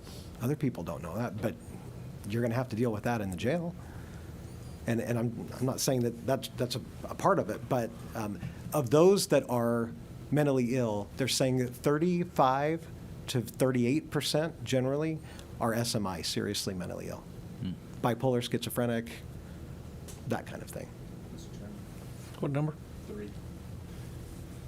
And on that same note, that was the question I was going to ask. I think Senator Albers really hit the nail on the head with what way he framed the issue with data, though. You've identified how rough the environment is, and I think we've heard a lot of that this morning. But it sounds like most of that is the nature of how our system works. I guess when you look at what the solution is to make it better, I'm assuming part of that may be more pay, maybe it's more training. You look at the issue of retention. How do we get people to stay in these jobs that are inherently so bad? Because I'm not sure this committee is going to come up with a way to fix the system. Right. So my question would be is when you look at Georgia versus other states, because you have expertise around the country, what are we doing differently here that makes it worse? And we look at retention, is what's happening in Georgia unique nationally, or is this a nationwide problem? Is there some state that's figured this out, somewhere else we can look at? And I guess it goes back to what Chairman Albers says, do we even have the data to know those answers? Okay. Data is limited, and it's now that people are paying attention to this, it's getting better with the data, and I think we're going to see a lot of improvement to that regard. I'm thrilled that you asked that question.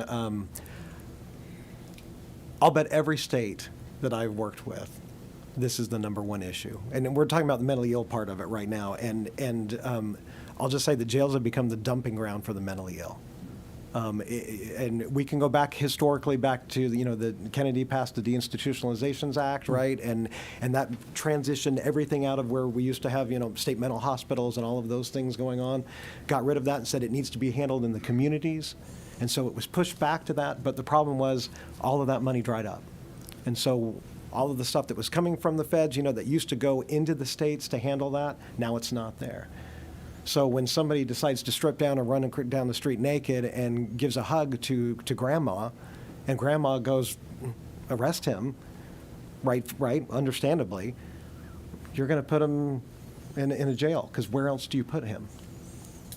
But to Senator Strickland's point, you go back to Kennedy, President Kennedy, breaking up the mental health model that existed in the late 50s, early 60s, then you've got a certain personality working inside of a jail. We're not talking about a prison, inside of a jail. What have we done beyond CIT training, crisis intervention training, to prepare those individuals to work in that environment? And what do we do to make that a more attractive place to work, as opposed to wanting to go out and do, I think what one of the other individuals referred to it as the sexy side of law enforcement, where they would want to go into the jail and deal with that particular population, knowing that there were mental health issues to the degree that you're discussing, to attack the short staffing problems, the retention problems that we're having right now. I mean, did we make a change when mental health became the issue in our county jails? And if not, are there any ideas out there around the country on how we make working in jails much more attractive as a profession? From what I have seen, are they trying? Absolutely. Is it enough? Nowhere close. And I think they would all say, absolutely, we can. And it's not a personal effort of, participation award. That's not what I'm talking about. They're trying. But also understand, and I'm thrilled with the question, what happens when training is one of the first things that is cut in the budget? Because it is. And if you're so short-staffed, tell me who you're going to pull out to go to training, because they're so skeleton-staffed. Where are you going to get them from? Oh, we want you to stop escorting that guy or giving that guy food or passing meds or whatever you're doing, because we want you to go to training. You see where it's a problem. So number one is we need to fix our staffing levels. Number two, when it comes to training, I think there can be some considerable things that can be done with that. But number one, it needs to be offered and available. They need to be available, and it needs to be offered. Now, the topics of training, I will say there was a lot of knee-jerk reaction a number of years ago, and understood when it comes to de-escalation, right, and some other things that were kicked out there. There was a lot of buzzwords where, in our space, we got to get people trained, right? We don't want people using force unnecessarily. And it should have never been the case. And let's be honest, every profession has some bad apples. We need to fix those. So let's not sugarcoat that. That needs to stop. Part of that is let's have a better applicant pool so we can work on that. But when it comes to training, de-escalation as a word, most people generally go straight into use of force with that one. There's a use of force continuum. That's been a thing for a long time, right? Of how far do I go with this? How is this going to look? Most of the interaction that officers have with inmates, as I mentioned before, this is really important, super important. And so, from a training perspective, that word de-escalation, I've seen some states mandate that people get de-escalation. You know what I would prefer to see? Conflict management resolution. Teaching individuals how to deal with conflict. And quite frankly, I think our entire society could use a little bit of that training. We don't know how to argue anymore. Everybody wants to disagree with each other. And if I'm right, you're wrong, and I'm 1,000% right and you're wrong, and you will do it my way. And if you're not, I'm going to take care of business, and I'm going to teach you that I'm right. But does that come prior to hiring these individuals? Is this where we need to look into the police academies? On all levels. Okay. Yep. Yes. Focusing yes, on yes. jail staffing. Absolutely. From academy to ongoing training. Because some of us are old dogs, and if we've been in the saddle for a while, look, I mentioned I'm military family. My dad is my hero. If my dad said something to me, it was, yes, sir. Total respect. It wasn't out of fear. It was out of respect. Now, my kids, I would love to think that they respect me as much as I respected my dad. But it's not yes, sir. It's why. And you know what? That used to bother me to no end. And my wife is an incredible saint, and she's taught me some things. They're not challenging you. They want to know why. And that really goes back to training on this one, right? Instead of getting confrontational, I need to have some skill sets to be able to come back to that, to figure out what's really going on here. And that's what's missing. So it needs to be done on all levels, because I can't expect, because I'm a seasoned dog, you fall in line because, Sergeant said so. Senator Payne? Yes, the question I had was, for years, and I think they still remain that way, but I remember jumping through all the hoops every year because I worked at the Dalton Regional Youth Detention Center, and we were ACA accredited, one of the few in the state that was ACA accredited. And I know that jails can go through that process too. And so what's the percentage of accredited, whether it be ACA or some other affiliate, or our jails in the state of Georgia?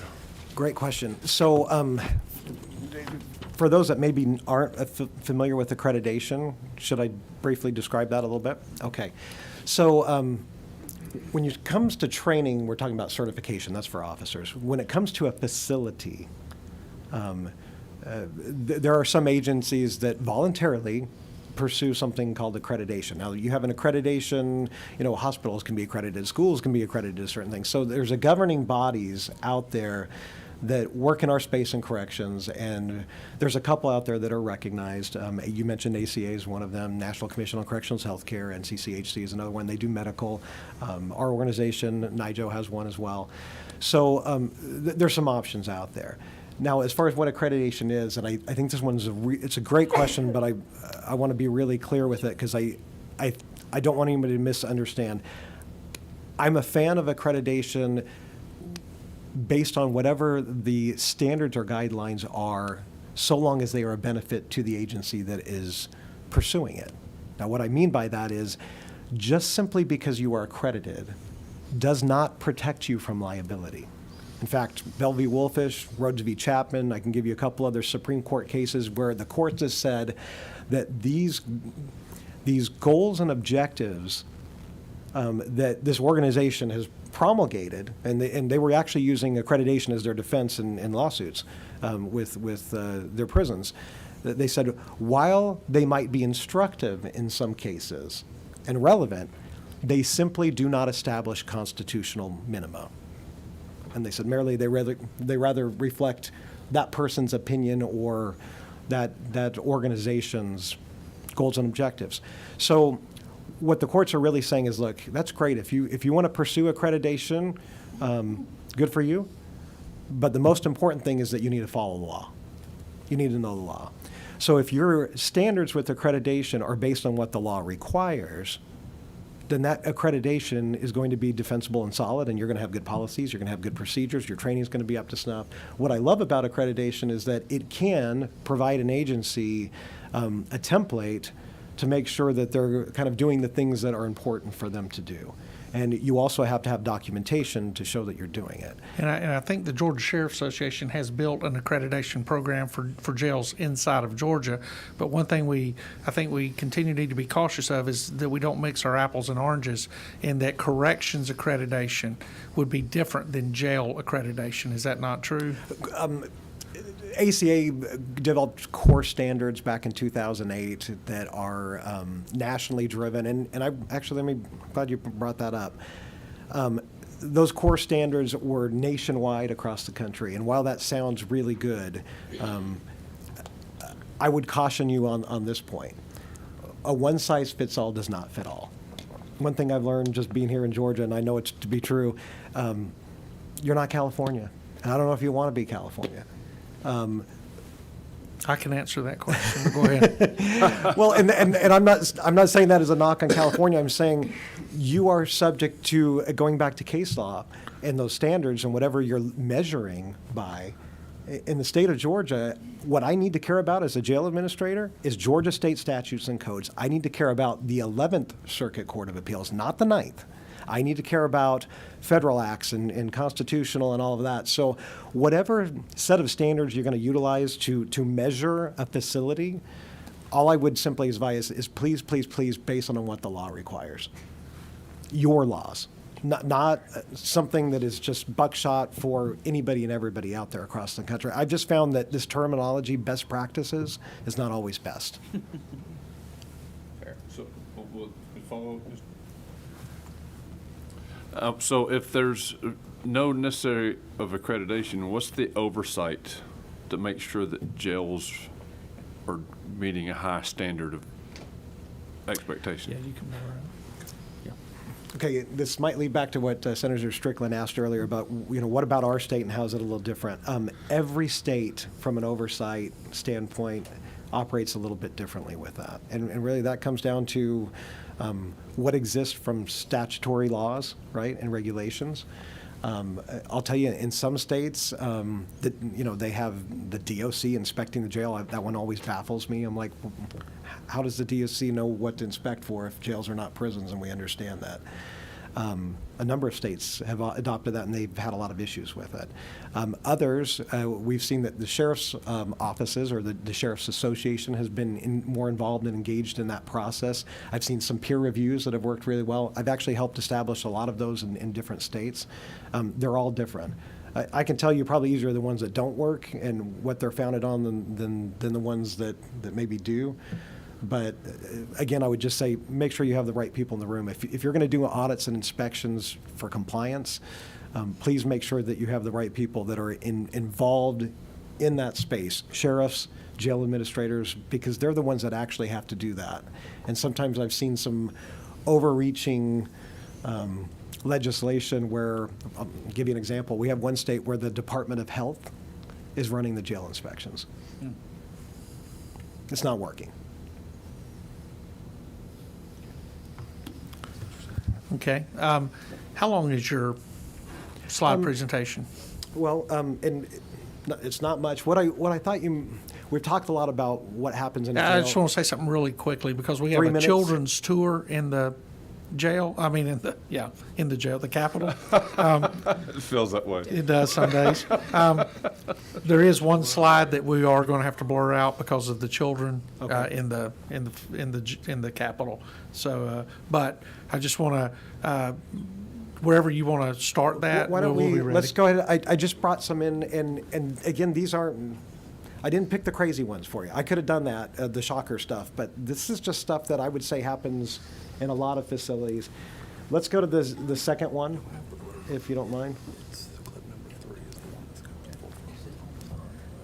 Yeah, go to the second slide, and it's a We video. can skip it, right? We skip number 3? Yeah, skip 3. Well, actually, two, and they. Oh, hang on. I think they both might have.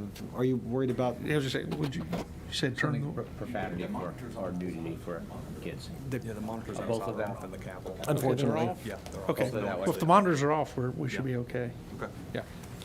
Well, except for we have TV cameras and Oh. we're live streaming. Yeah. For YouTube policy may be an issue. Let's just, We can wait. It's how long? 2 minutes. Okay. Is You'll one- go ahead and keep. Is one Yep. profanity versus one nudity?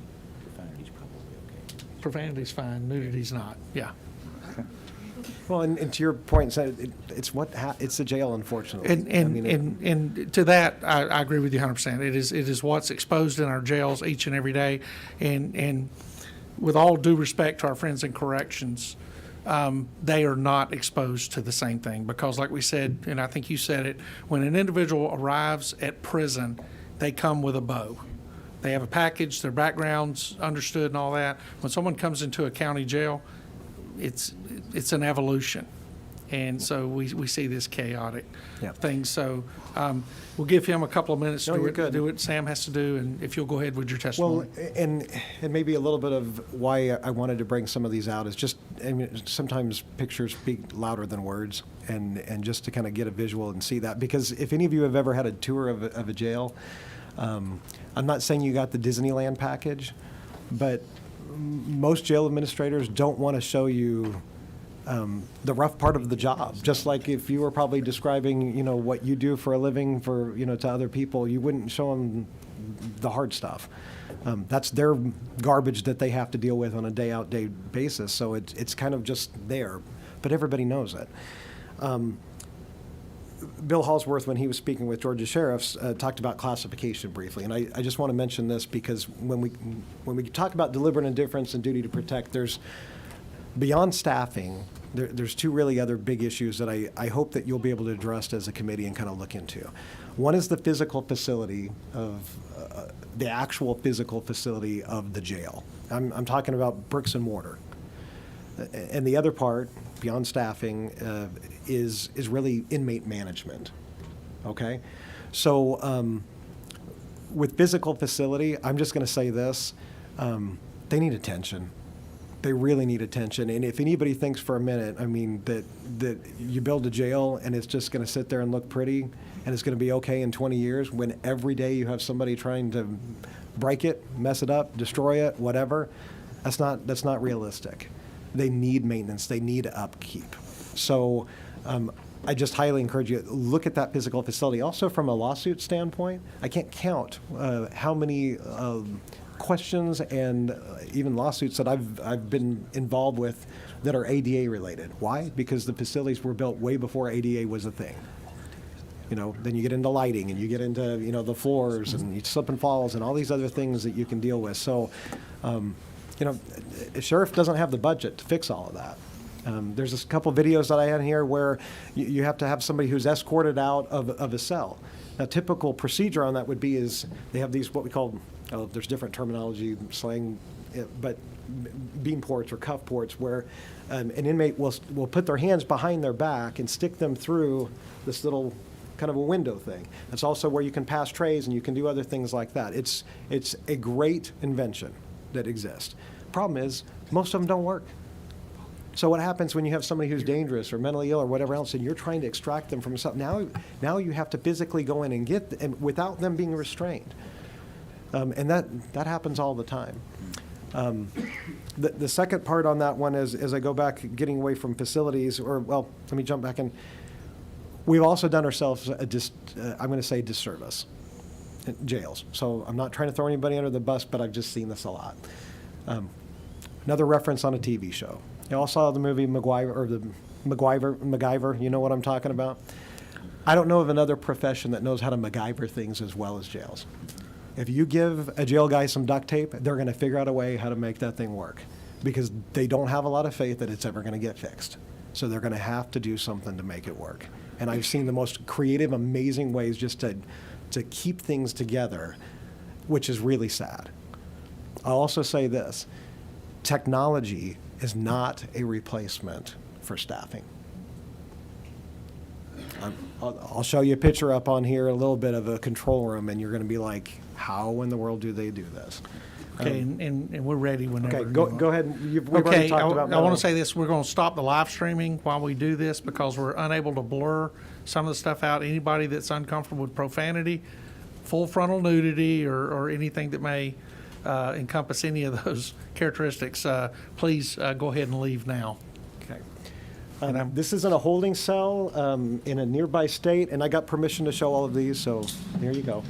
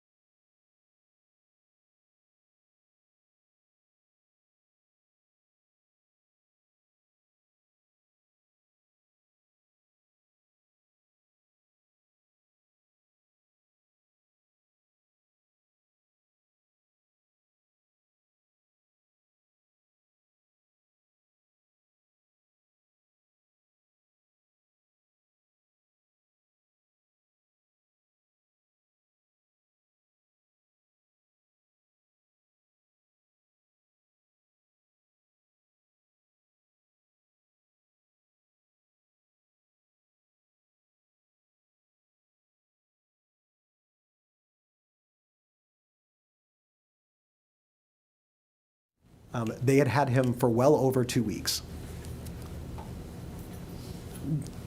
They're corrections officers, as mentioned earlier.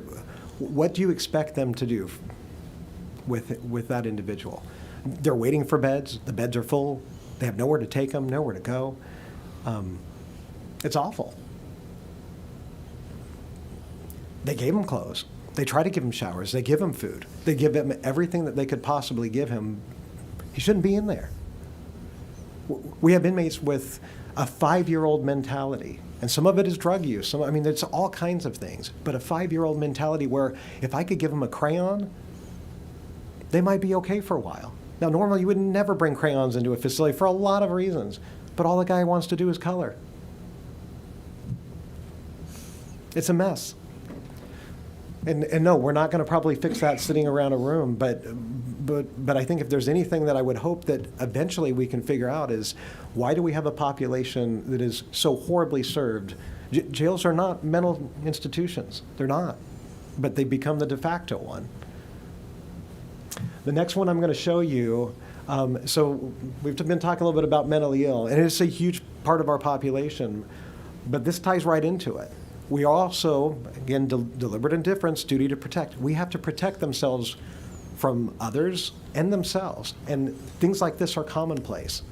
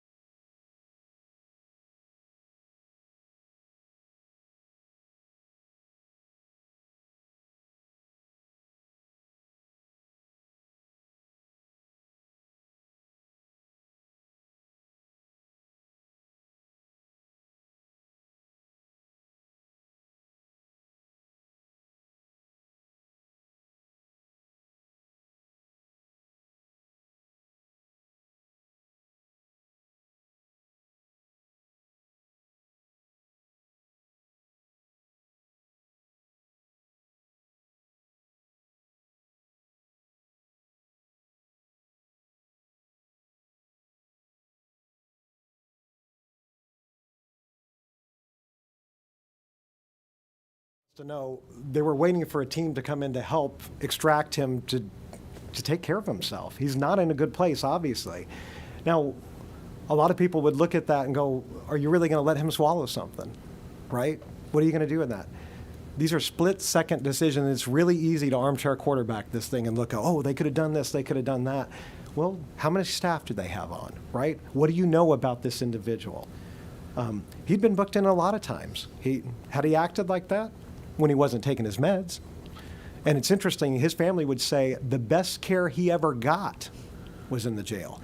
And his mom, poor mother, would say, I know he's got a place to sleep, it's warm, and he's getting fed.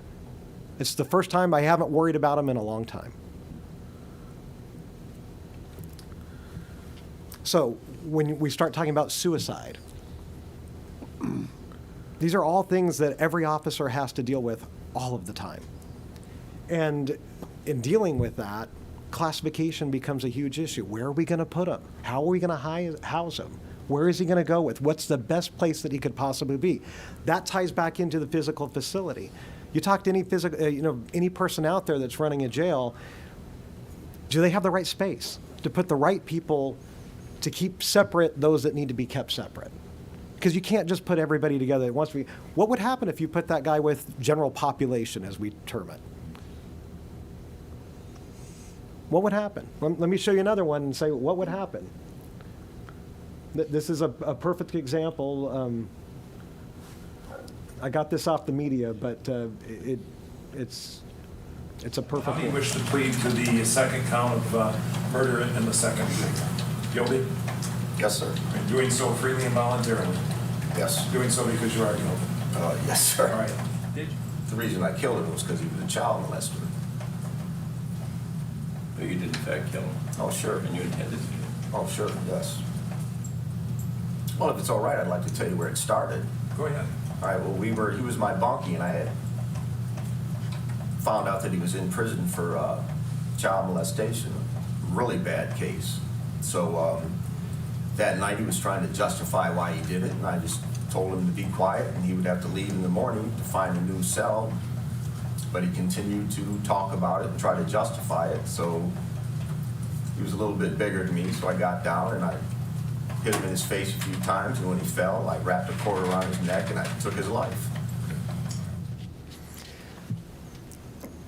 There's a code inside facilities as far as how things operate, and there's certain people you just don't put with other people. As you talked about sentencing reform and all these other things, part of the thing that I think a lot of people don't think about with unintended consequences is as you continue to bring individuals that are a little bit more hardened, you are going to get a more violent inmate. You're going to get more gang introduction. And I'll tell you what they've done in California with that, where you now have, I know of jails that are housing inmates that are serving 33-year sentences in county jails, all in the name of sentencing reform. So they're serving their entire sentence in county jails and in its other state, which I don't want to even guess where it might be. Are new individuals just coming into jail being classified and being placed with individuals that are currently serving sentences? They've done a little bit of both of that because it was a little bit retroactive at the time that the bill was passed. But for certain sentencing, they shipped them back to the jail and said, you're going to finish your sentence there. And we're going to stop here in just a second because I want to bring Fulton County Sheriff's Office up to end today's committee, and I know you'll be back with us in the future, and I appreciate that. But just to be clear, classification is when they bring the individual into the jail, they try to ascertain as much information about that individual, lifestyle, charges, past charges, medical history, as much as humanly possible, so that they can classify them to determine what part of the jail that they need to be located in, thereby attempting to put them in as safe of an environment as possible inside of a county jail that we know is a microcosm of a community of individuals who choose not to follow the rules. Is that correct? Exactly. Okay. Exactly. And there's so many factors involved with that that I think the public just sometimes doesn't think about. And some of them can be pretty charged when it comes. Well, the next slide, this will be, I'll wrap up with this. Yeah. Is this a jail? This is jail. Okay. We have always classified historically, Bill kind of walked through the history there. We've classified by gender. Well, what happens when gender identity is different now than maybe what it used to be? Where are you going to put an individual, for example, that is transitioning and has a female top but male plumbing? Where are you going to put them? Do you put them on the male side? Do you put them on the female side? And again, considering what they feel they need to be at, not just what the driver's license says, but also where is the safest place you're going to put that individual? They might want to be in the female side, but that didn't work too well for New York or California, where they decided to change their policies and say, wherever you think is best, we're going to put you there. You now have, in California, 7 females that have been impregnated by a male, transitioning to a female. And I'm sensitive. I understand what's going on with this, but this is not easy. So I guess I would just conclude, there's a lot of factors here to consider. But I don't know if there's any more questions or anything else you want to hit on, but the last thing I was just going to show you on here is all of this is going to be dependent on staffing. Everything revolves around staffing. Your physical facility, I would hope that they can get the funds that they need to, if they need to build a new jail, build a new jail. But and to close out on that, since we aren't building new mental hospitals, mental health facilities, if we build new jails, then basically what we're having to do now is we're building jails to encompass mental health hospitals, correct? And yes, and please fund it as such. Funded as such. Great point. Because what classification levels used to be before this arise, I will tell you, the videos you just saw, is it easier to deal with a model inmate that's not doing that or somebody that's mentally ill? It might take 3-to-1 staff to deal with something like that. Thank you so much. I look forward to having you back.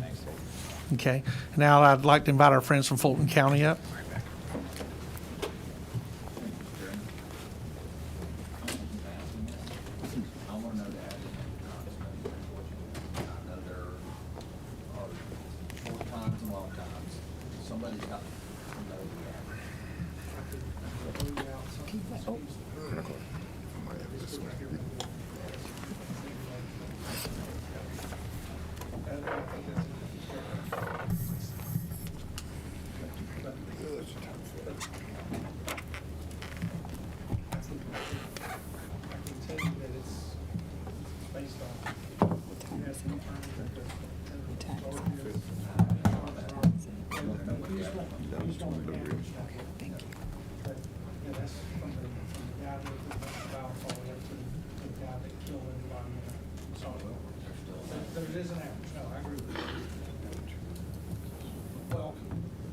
Welcome. We had some folks step out.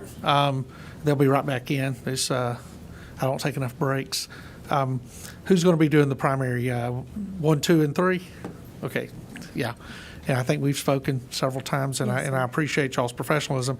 And I want to start this off by saying that Senator Albers and I did tour Rice Street.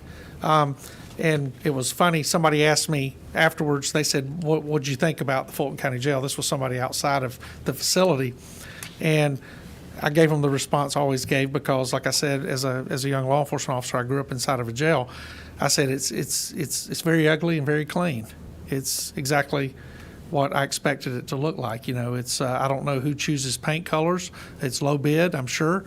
It's like every jail I've ever been in. Those colors are predominantly, but it was very clean, and I appreciate that. The common areas and the hallways and everything looked well maintained. Staff was extremely professional, and we were not given the Disneyland tour. We were able to go into the areas that we wanted to go into. Chairman Albers and I even discussed it. You know, we went into the holding areas where the most dangerous individuals were, and the staff was extremely professional. The detainees were behaving, but we could tell the space, and anybody that works in jail understands this.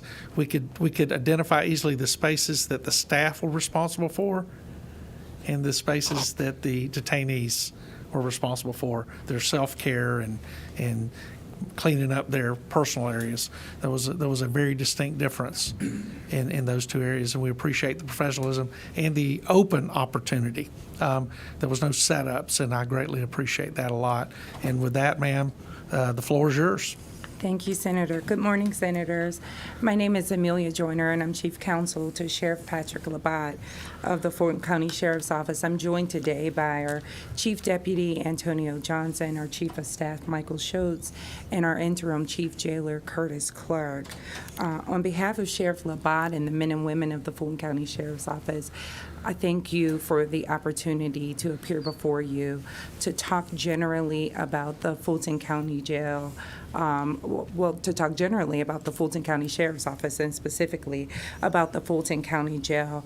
Our sheriff regrets that he's not able to be here today. He's traveling with other sheriffs on a summit addressing these specific issues. And if I could speak to that really quick. Yes, sir. I want everybody to understand, because I know everything gets so politicized through this. Sheriff Labatt and I spoke on the phone. Yes. And he asked me the importance of him being here. And I told him, because this was not political, that I didn't need him here. I needed the individuals. You got the chief deputy, you got the chief facilities manager, the commandant, the commander of the jail. The boots on the ground is what we want. So, you know, I just know sometimes the story may be, well, sheriff didn't show up. Well, he offered. He said, I'll fly back in a day early. And I said, Sheriff, that's not what we're looking for. What we're looking for are the cold, hard facts of what's going on in Fulton County. And he picked the perfect staff to bring it here. So thank you. Thank you. As you all know, Fulton County is comprised of 15 municipalities, few of which have their own holding facilities or jails.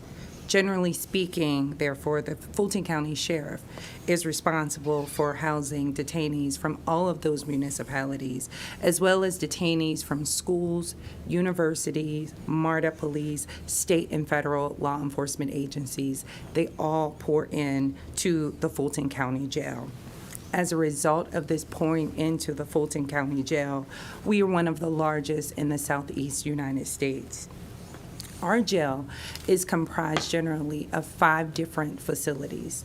The main jail, which is commonly referred to as the Rice Street facility, is located at 901 Rice Street. We have the South Annex, which is located in Union City, Georgia. We have the Marietta Annex, which sits adjacent to the main facility. The Alpharetta Jail is in the northernmost part of Fulton County. And then we have the not often thought about Grady Hospital facility. The sheriff has little control over how the jail population is created.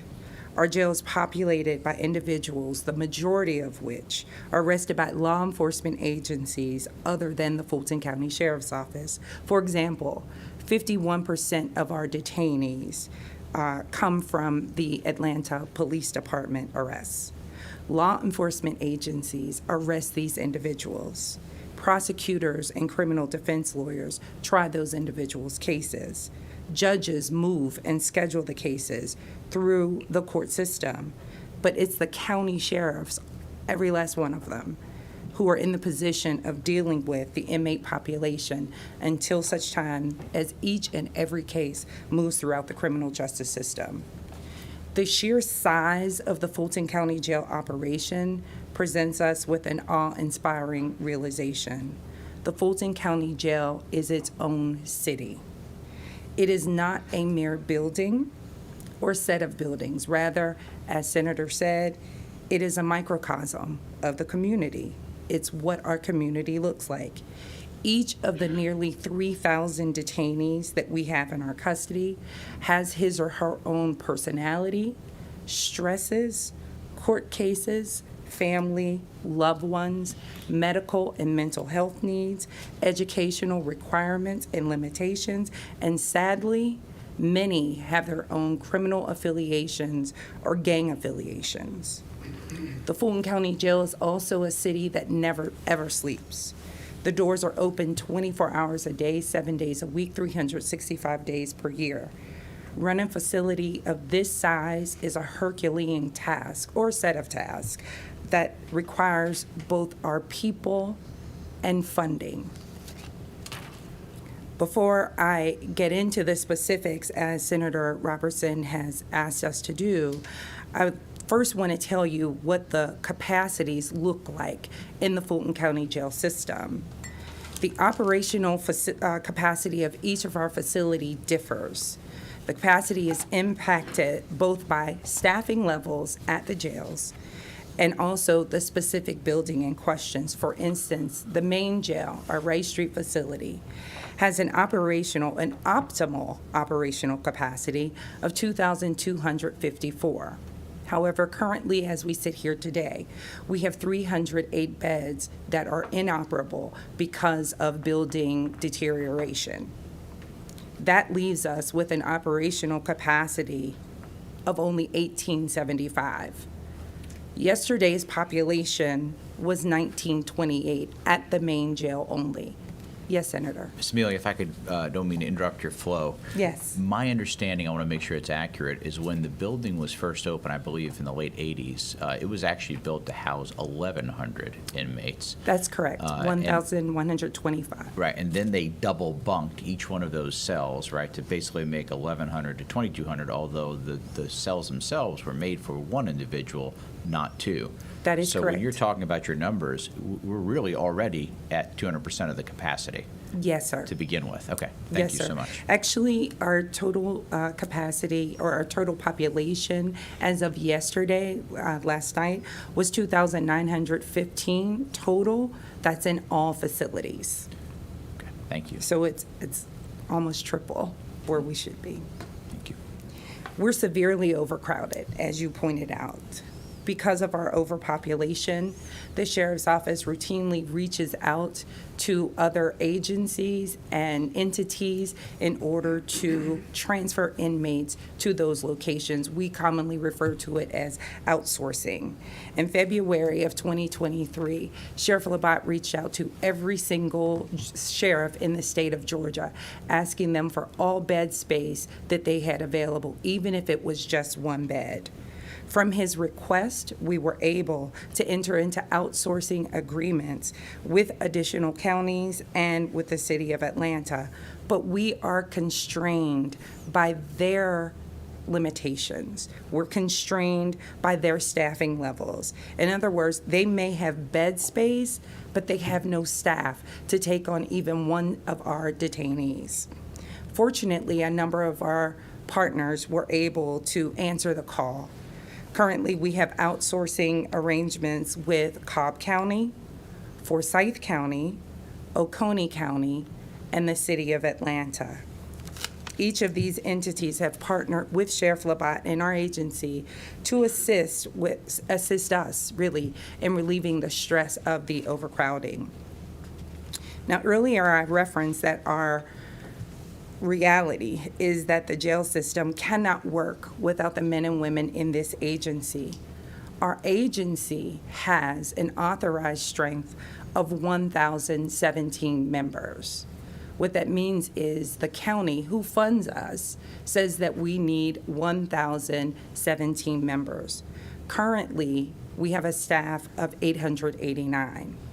Of those 889, 655 are sworn staff members, and 243 are civilian staff members.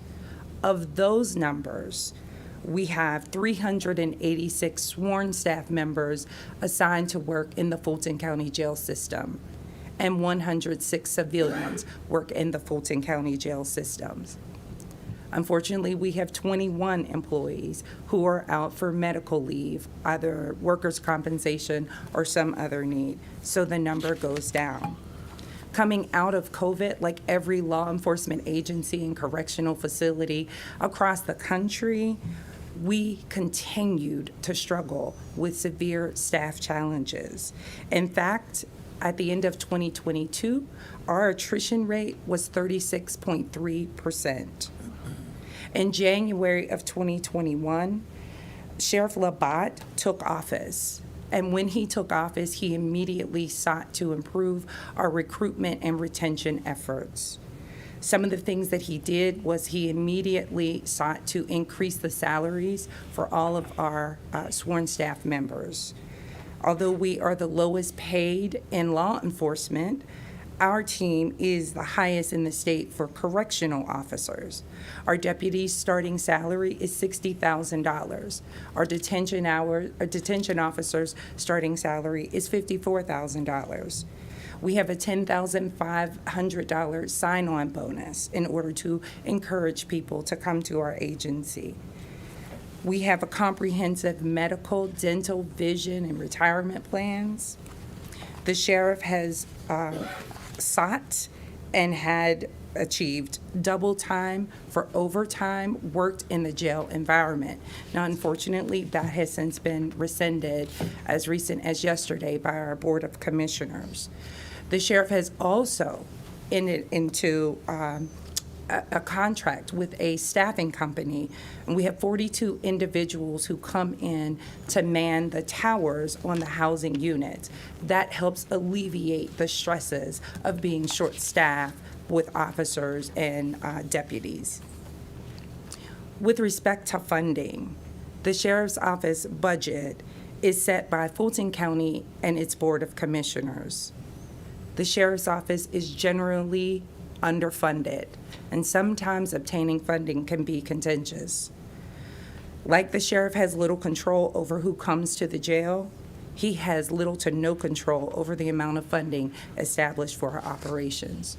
For fiscal year '23, our total budget for the entire agency was $142,706,567. Of that, $99,019,951 was for personnel. Of that amount, $64,600,508 was set aside for the jail, and 28 of those millions were for personnel performing the various duties at the jails. So when we talk about the duties at the jails, we're getting into the operations. From an operational perspective, I mentioned previously that we operate 24/7, 365. One may question what happens during those days. Well, first of all, our staff works 12-hour shifts each day. During their shifts, the inmates are provided with, among other things, medical and mental health services, food services, programming, faith-based services, spiritual support, transportation to court proceedings and medical appointments. Our team ensures that various maintenance requirements are reported and completed. And finally, our team also facilitates thousands of attorney contacts with each of the inmates within the Fulton County Jail. Medical and mental health services are performed by a private vendor. That vendor costs approximately $35 million per year. Food services are provided by a vendor. Real quick, ma'am. Yes, sir. The private company, y'all have NAVCare, and you said its cost of their services are approximately $35 million per year. Do y'all provide any supporting staff for the medical in the clinic? Or, I mean, security staff, of course, has to be used to move the detainees to and from medical care, and I guess if they're doing a pill call or whatever around the facility, staffing has to be assigned to them to protect them. But as far as is there security inside the clinic that is housed inside the jail that is paid by the county? Absolutely. The security is our detention officers and our deputies. All of the providers of the medical services or the mental health services are provided by NAVCare, but NAVCare is always escorted by our security team. Is this a permanent assignment to those deputies inside or officers inside the jail that when they come in and they're given their assignment, they're assigned to support medical staff?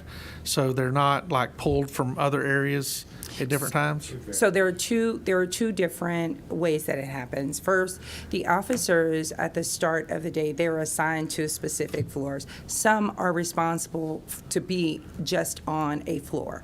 For instance, we have a captain who is assigned to be on the third floor of our jail. That is the medical and mental health floor, right? She is there every day. That is her assignment. So those officers get their assignments during roll call. Additionally, through the NAVCare contract, they also provide for security escorts. So when they need additional reinforcements, officers during their off duties, their off days, are able to come in and serve in that capacity. So they could be escorting NAVCare in two different ways. What is it? What number? Just a clarification, Mr. Chairman, I'm seeing up there on page 4, the operating cost under 2023 is 36 million plus, but when I'm going through this thing under operations, that's obviously more than 36 million. Yes, sir, So- it is. Then you're operating way over your budget. Correct, we operate at a deficit, generally speaking. And it's not like $5 deficit. I mean, your first medical and mental health services is almost your entire operating budget. Correct. Okay, thank you. So with respect to our food services that are provided, our food service vendor is an outside vendor as well. That cost is approximately $7 million per year. Our food service vendor provides 9,000 meals, approximately 9,000 meals each day. Our staff has to deliver each of those 9,000 meals to every single inmate. We also take into consideration the dietary needs as they relate to health, religious, and other accommodations, allergies. All of those are taken into consideration when meals are provided to inmates. In addition to medical and food, you have to keep, as the senator mentioned, we try to keep the place as clean as it can possibly be. And so there is a massive undertaking as it relates to maintenance. Our maintenance is provided by two different places. The Fulton County Department of Real Estate and Asset Management at a cost of approximately $6.5 million per year. And also Johnson Controls, a private vendor, $5.3 million per year. They do preventative and restorative maintenance. We also have special cleaning projects to include de-infestation and medical grade cleanings that cost approximately $1 million per year. Our water bill is approximately $200,000 per month, and gas and electric is generally $90,000 per month. In addition to these maintenance, food, and medical services that are provided, programming opportunities are provided. GED classes, life skills classes, cosmetology, reentry services, basic computer classes, religious services, and more. Real quick. Yes, sir. You offer these programming to detainees. Yes, sir. These are not sentenced state inmates. These are detainees within the Fulton County Jail. Yes, sir. Okay, thank you. Yes, sir. The work that goes on at the Fulton County Jail is not just performed by our jail operations team. Our courthouse team, our law enforcement division support the Fulton County Jail on a daily basis. For example, each month, there are approximately 100 building searches performed by our canine officers. Our law enforcement field operations team supports the jail every day by reinforcing jail staff when there are shortages. Even the administrative staff of the Fulton County Sheriff's Office supports the jail. Our warehouse, fleet, bond administration, GCIC, planning and research, human resources, Office of Professional Standards, training, finance, HR, and IT, as well as the people you see sitting here. We all support the jail operations on a daily basis, and these units support the jail all while they have their own critical work to perform in the courthouse and law enforcement and administration. Our detainees, the vast majority of them, are pretrial detainees. As a result, they have not yet had their final day in court. Our team must ensure that those inmates have both access to their attorneys, and we have to transport them to their various court appearances. While the Fulton County Jail does have its own fully functioning law library, we also have to make sure that the attorneys that represent these inmates have the opportunity to see them. On average, there are 1,600 visits that occur from the Fulton County Public Defender's Office and his staff. Our law enforcement Excuse me, team- ma'am, real quick. Yes, sir. The law library you have in the Fulton County Jail, that is for inmate access? Correct. Okay, I could be wrong, but they're not leaving their cell, walking down the hall, checking a book out. Is this done digitally? They're escorted to the law library if they need to do so, or we can bring materials to them. So are it these can so are happen- these hard copy books that they're pulling off, or are these workstations and computers? And, We use a combination of okay. tablets, and we also give actual access to the library. Okay. They can also request information from the librarian, and we deliver it back to the cell. Okay. Thank you. Our law enforcement team, the transport team, on average, transports 1,300 inmates per month from the Fulton County Jail to the Fulton County Courthouse. They transport approximately 79 inmates per month to the Department of Corrections after an inmate has been sentenced. And they transport approximately 100 inmates per month to counties outside of Fulton County for various court proceedings. With respect to medical and mental health services, on average, on a monthly basis, NAFCARE, our medical provider, screens 1,467 detainees at the intake process. There are 146,000 occurrences of medication passes. That's just the administering of medication. Each month, 146,000. 158 inmates are transported to the Grady emergency room. Of those, 106 are transported by the Fulton County Sheriff's Office on a monthly basis. There are 997 urgent care clinic visits in the jail on a monthly basis, 348 scheduled dental visits. For mental health, which has been the subject of much conversation today, we have 1,800 inmates currently on psychotropic medications in the Fulton County Jail.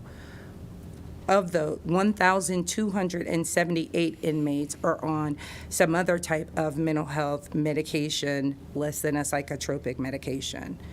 We have 146 monthly urgent mental health contacts, 72 acutely psychotic admissions. Severe mental illness, approximately 1,000 inmates in our custody suffer from severe or serious mental illness. The Fulton County Jail is very much so a de facto mental health facility. Every activity that occurs at the Fulton County Jail must occur while a deputy, detention officer, security specialist, or other staff member is present and performing his or her duties to secure the medical and mental health personnel and the inmates. So the greater the inmate population, the greater our duties in the Fulton County Jail. I mentioned earlier that our jail is severely overcrowded. What are the impacts? As we talked about very quickly earlier, the additional stress on the physical building causes it to deteriorate. The Rice Street facility is more than 33 years old. The additional occupancy has pushed to the limits the plumbing, heating and cooling system, electrical systems, the doors and locking mechanisms, and even the actual brick and mortar of the facility. The physical plant has become so dilapidated that the inmates are able to create weapons by reaching into the walls, using broken flooring, electrical covering, pipes, etc., to create makeshift weapons. There's a fiscal impact of the overcrowding. It's caused an increase in medical costs, food costs. We've had to contract and hire supplemental security. Our staff has to spend more of their off time supporting the jail and making sure that it is as safe as we can have it. Our outsourcing efforts are very, very expensive. In fiscal year 23, Fulton County budgeted that $28 million would be spent on outsourcing. Most striking and sobering is the violence that overcrowding causes or at least contributes to. Because the jail is a microcosm of the community and has a lot of stresses there, sometimes the stress comes to a head. As of November 1st, 2023, we had 293 stabbings. We confiscated 1,186 shanks. There were 337 fights. There were 922 assaults on other inmates. 133 cell phones had been confiscated. There was at least one fire. There were 4 instances of inciting riots. There were 68 assaults on staff. There were 10 deaths, 2 of which are homicides, 4 were natural. 1 was natural via overdose, and 3 others are suspected overdoses, and the cause of death is still pending. Now, when you say as of November 1st, these are stats starting January 1 of 2023? Yes, sir. Okay, thank you. Yes, sir. Because our detainees have so much time on their hands, they find ways to engage in negative and criminal behavior. And some ill-intended members of our community seek to assist them. As I mentioned, we routinely confiscate contraband in the form of weapons, drugs, and cell phones. We continually combat the use of drones that try to infiltrate the walls of the Fulton County Jail. There's also an effect on the attrition rate within the jail. Jail conditions, overcrowding, and staffing challenges combine to exacerbate the attrition of our jail team. While this all seems insurmountable, our team continues its tireless efforts. We recognize that we did not cause our population, and we can't fix the systemic problems that plague the Fulton County criminal justice system. We also don't have the luxury of just throwing up our hands and giving up. Rather, we work nonstop to decrease the population and to provide as safe as possible conditions for the detainees within our care and our custody. What have we done? We have partnered with our Solicitor General, the District Attorney, and others to obtain consent bonds so that we can increase the numbers of individuals who are able to be released. We've invited PAD to come in to do pretrial diversion efforts during our intake process. We have given them office space or at least desk space within our intake area so that they can quickly get people out of jail if they're eligible to be out of jail. In June of 2023, we started an inmate advocacy unit. That unit has reviewed 10,980 cases to see if inmates are able to be released from jail, to schedule hearings, to make sure that the courts are pushing the cases through the system. As a result of their work, 259 inmates have been released. There have been 185 court dates scheduled. They have corresponded 358 times with judges and other members of the judicial system. They have made 11 recommendations for early release, and they've returned 93 individuals to the Department of Corrections. We continue with our outsourcing efforts if those efforts are funded by the Board of Commissioners and Fulton County. The result is recently, we've experienced a dramatic decrease in our jail population.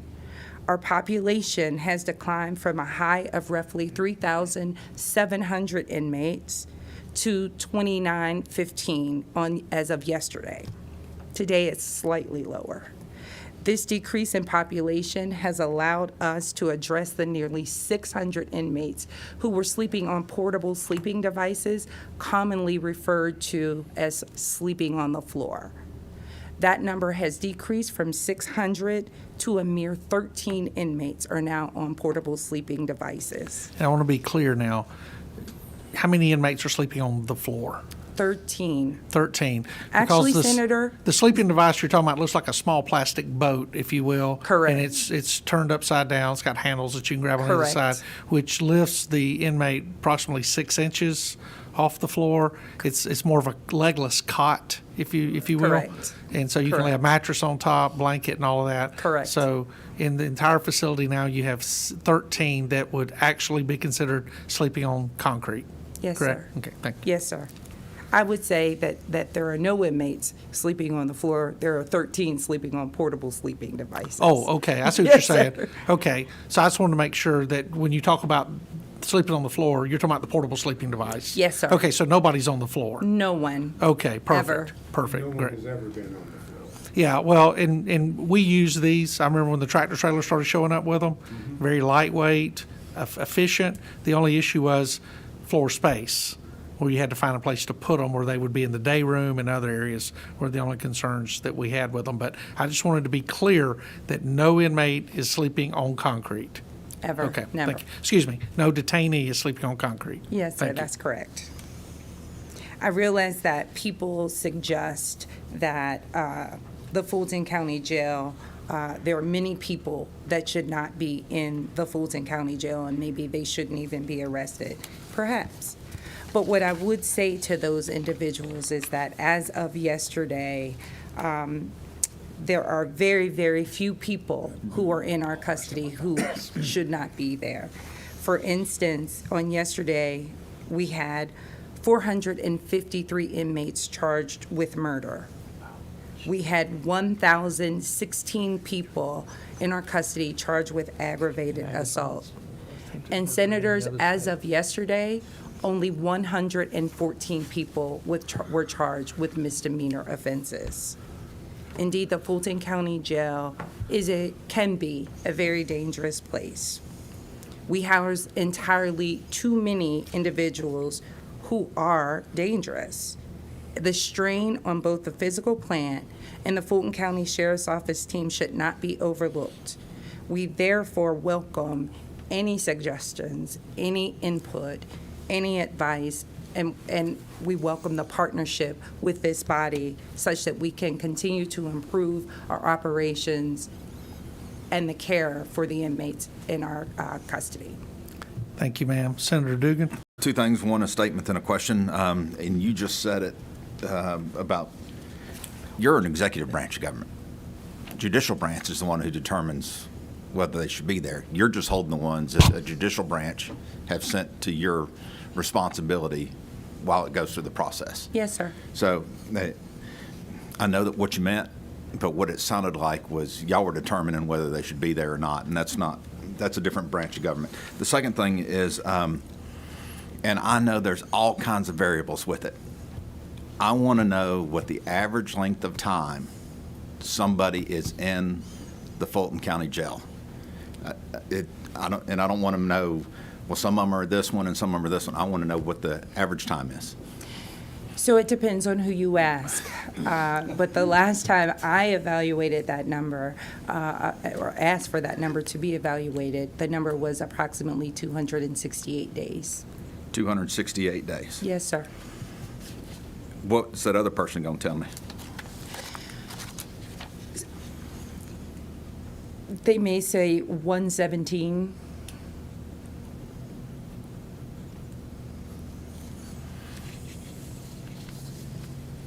I mean, it is or it's not? It's 268. Okay.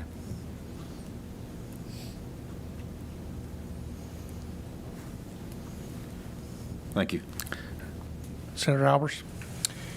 Thank you, Mr. Chairman. I'm actually going to piggyback off Senator Dugan's question. He preempted me a little bit.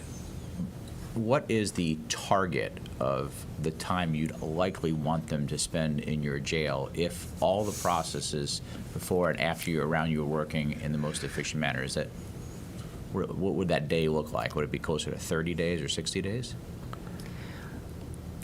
We can't speak to that. Quite frankly, it doesn't matter who it is.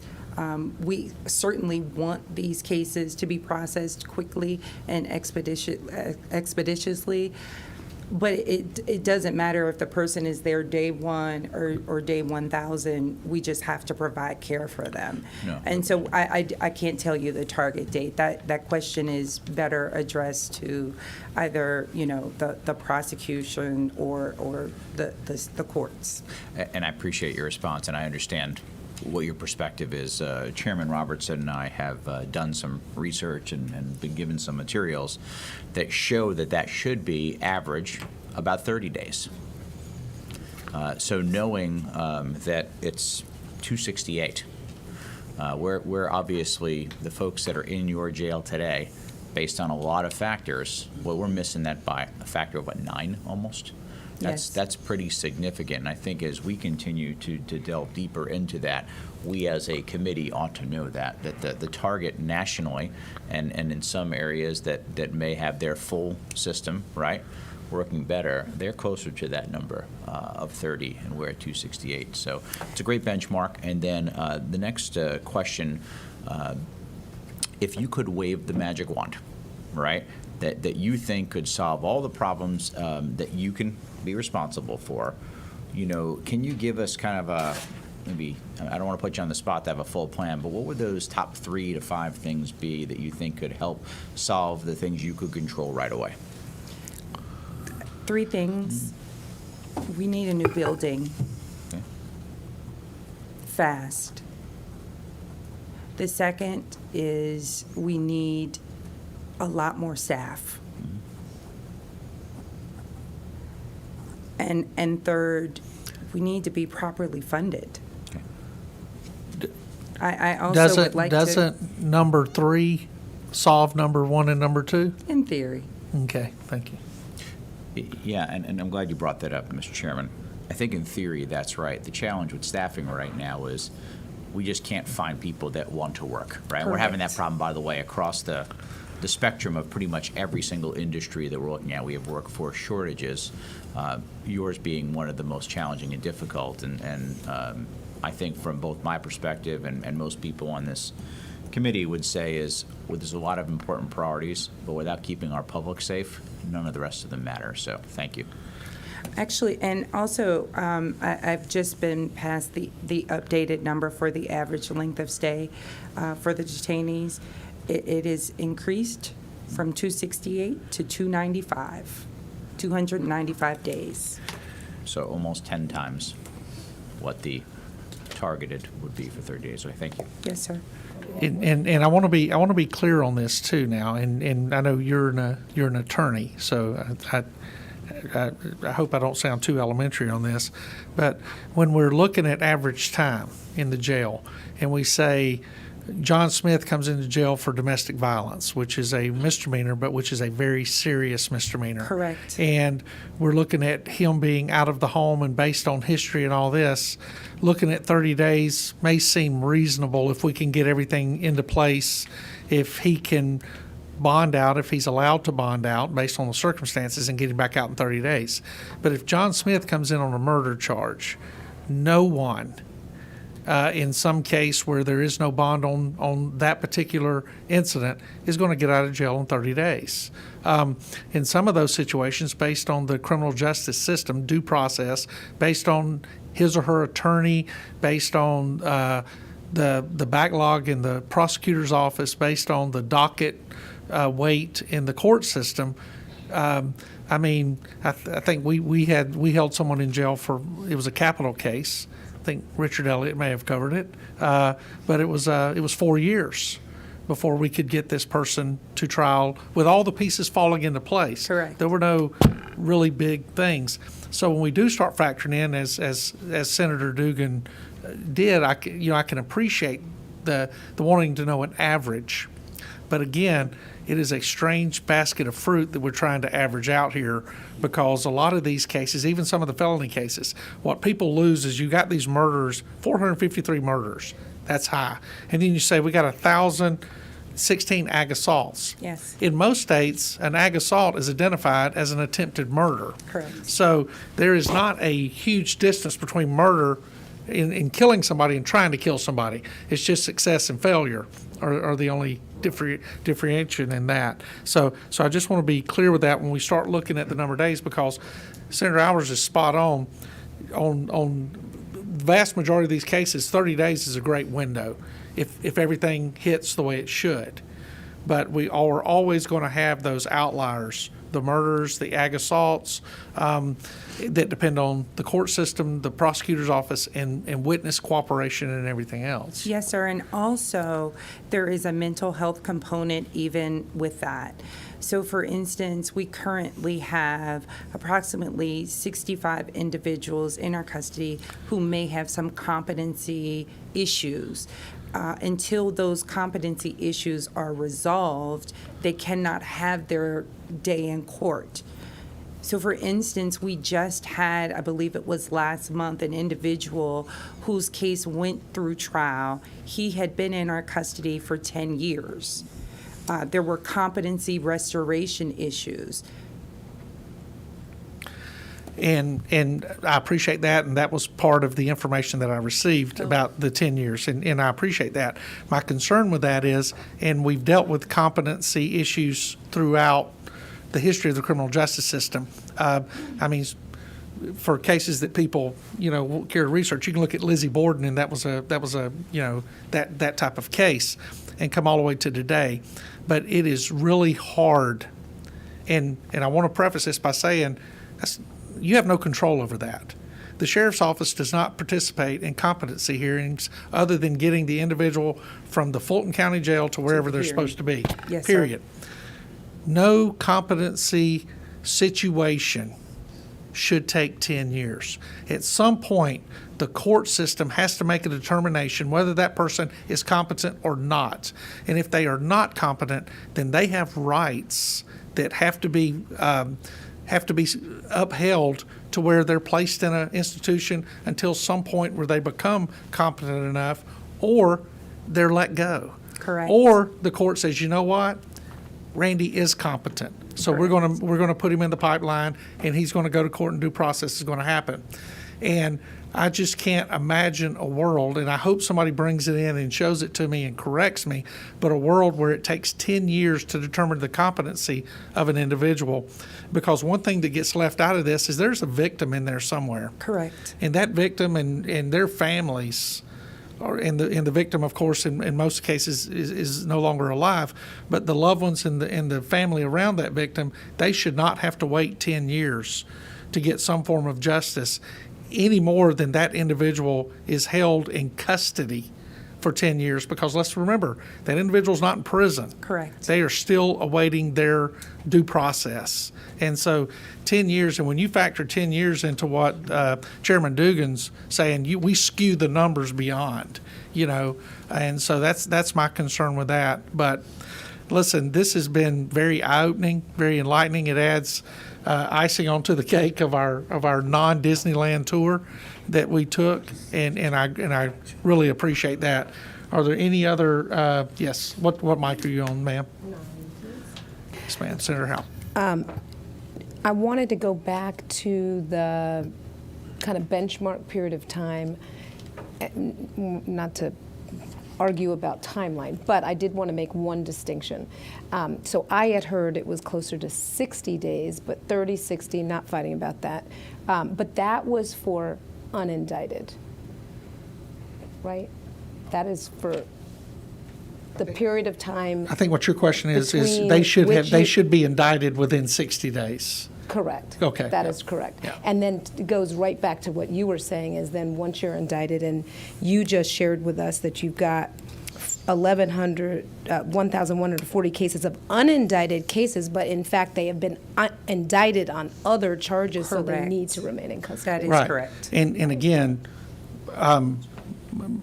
because of her advanced degree and understanding the criminal justice system, it's very easy to speak to that. But her current job is representing the Fulton County Sheriff's Office is in the real world. People have to understand that the Fulton County Sheriff nor his staff has anything to do with the due process. Oh, yeah, No, that's I know, and so we're back to determining that there are four parts that contribute to jail's issues. Yeah. And I will say, and I'll say it here at the first meeting, it's hard to find anywhere that the sheriff would be responsible for overcrowding. Because, he doesn't sell tickets for people to come in there. And I've had people come in all the time and complain about being there, and none of them have ever produced an invitation to me where they were invited. But, so that's the reason I think it's important that we look at all four aspects of this so closely. And again, as aged as that facility is, and people don't understand when I say it, it's not a pretty facility, but it was clean. I was looking in corners and stuff like that, and I really appreciate the professionalism of that day. Thank y'all so much. Any other committee members? Just when they're done, a final comment? if I Yep, could? absolutely. Thank you to everyone who has presented today. And I just want to take a special moment here to thank Chairman Senator Randy Robertson. He came today with a very organized, a very detailed, and a very thoughtful approach. And I hope that everyone who's in this process is recognizing the work as well as the talented committee members who are very intentionally put together for the sole purpose of finding solutions and solving problems. So thank you for everyone who participated, and again, a very special thank you to you, Mr. Chairman. I appreciate that. I'm being the grumpiest state senator 3 years in a row. I don't know how to take compliments too often, but it's not going to change the vote count. But I will be getting out the information on the next meeting coming forward so that everybody will know. And there possibly will be some opportunities that some of these meetings will occur during the upcoming special session, so they will happen here at the Capitol. And with that said, Godspeed, and I hope everyone has a great day. Thank y'all Thank again. you. Thank you.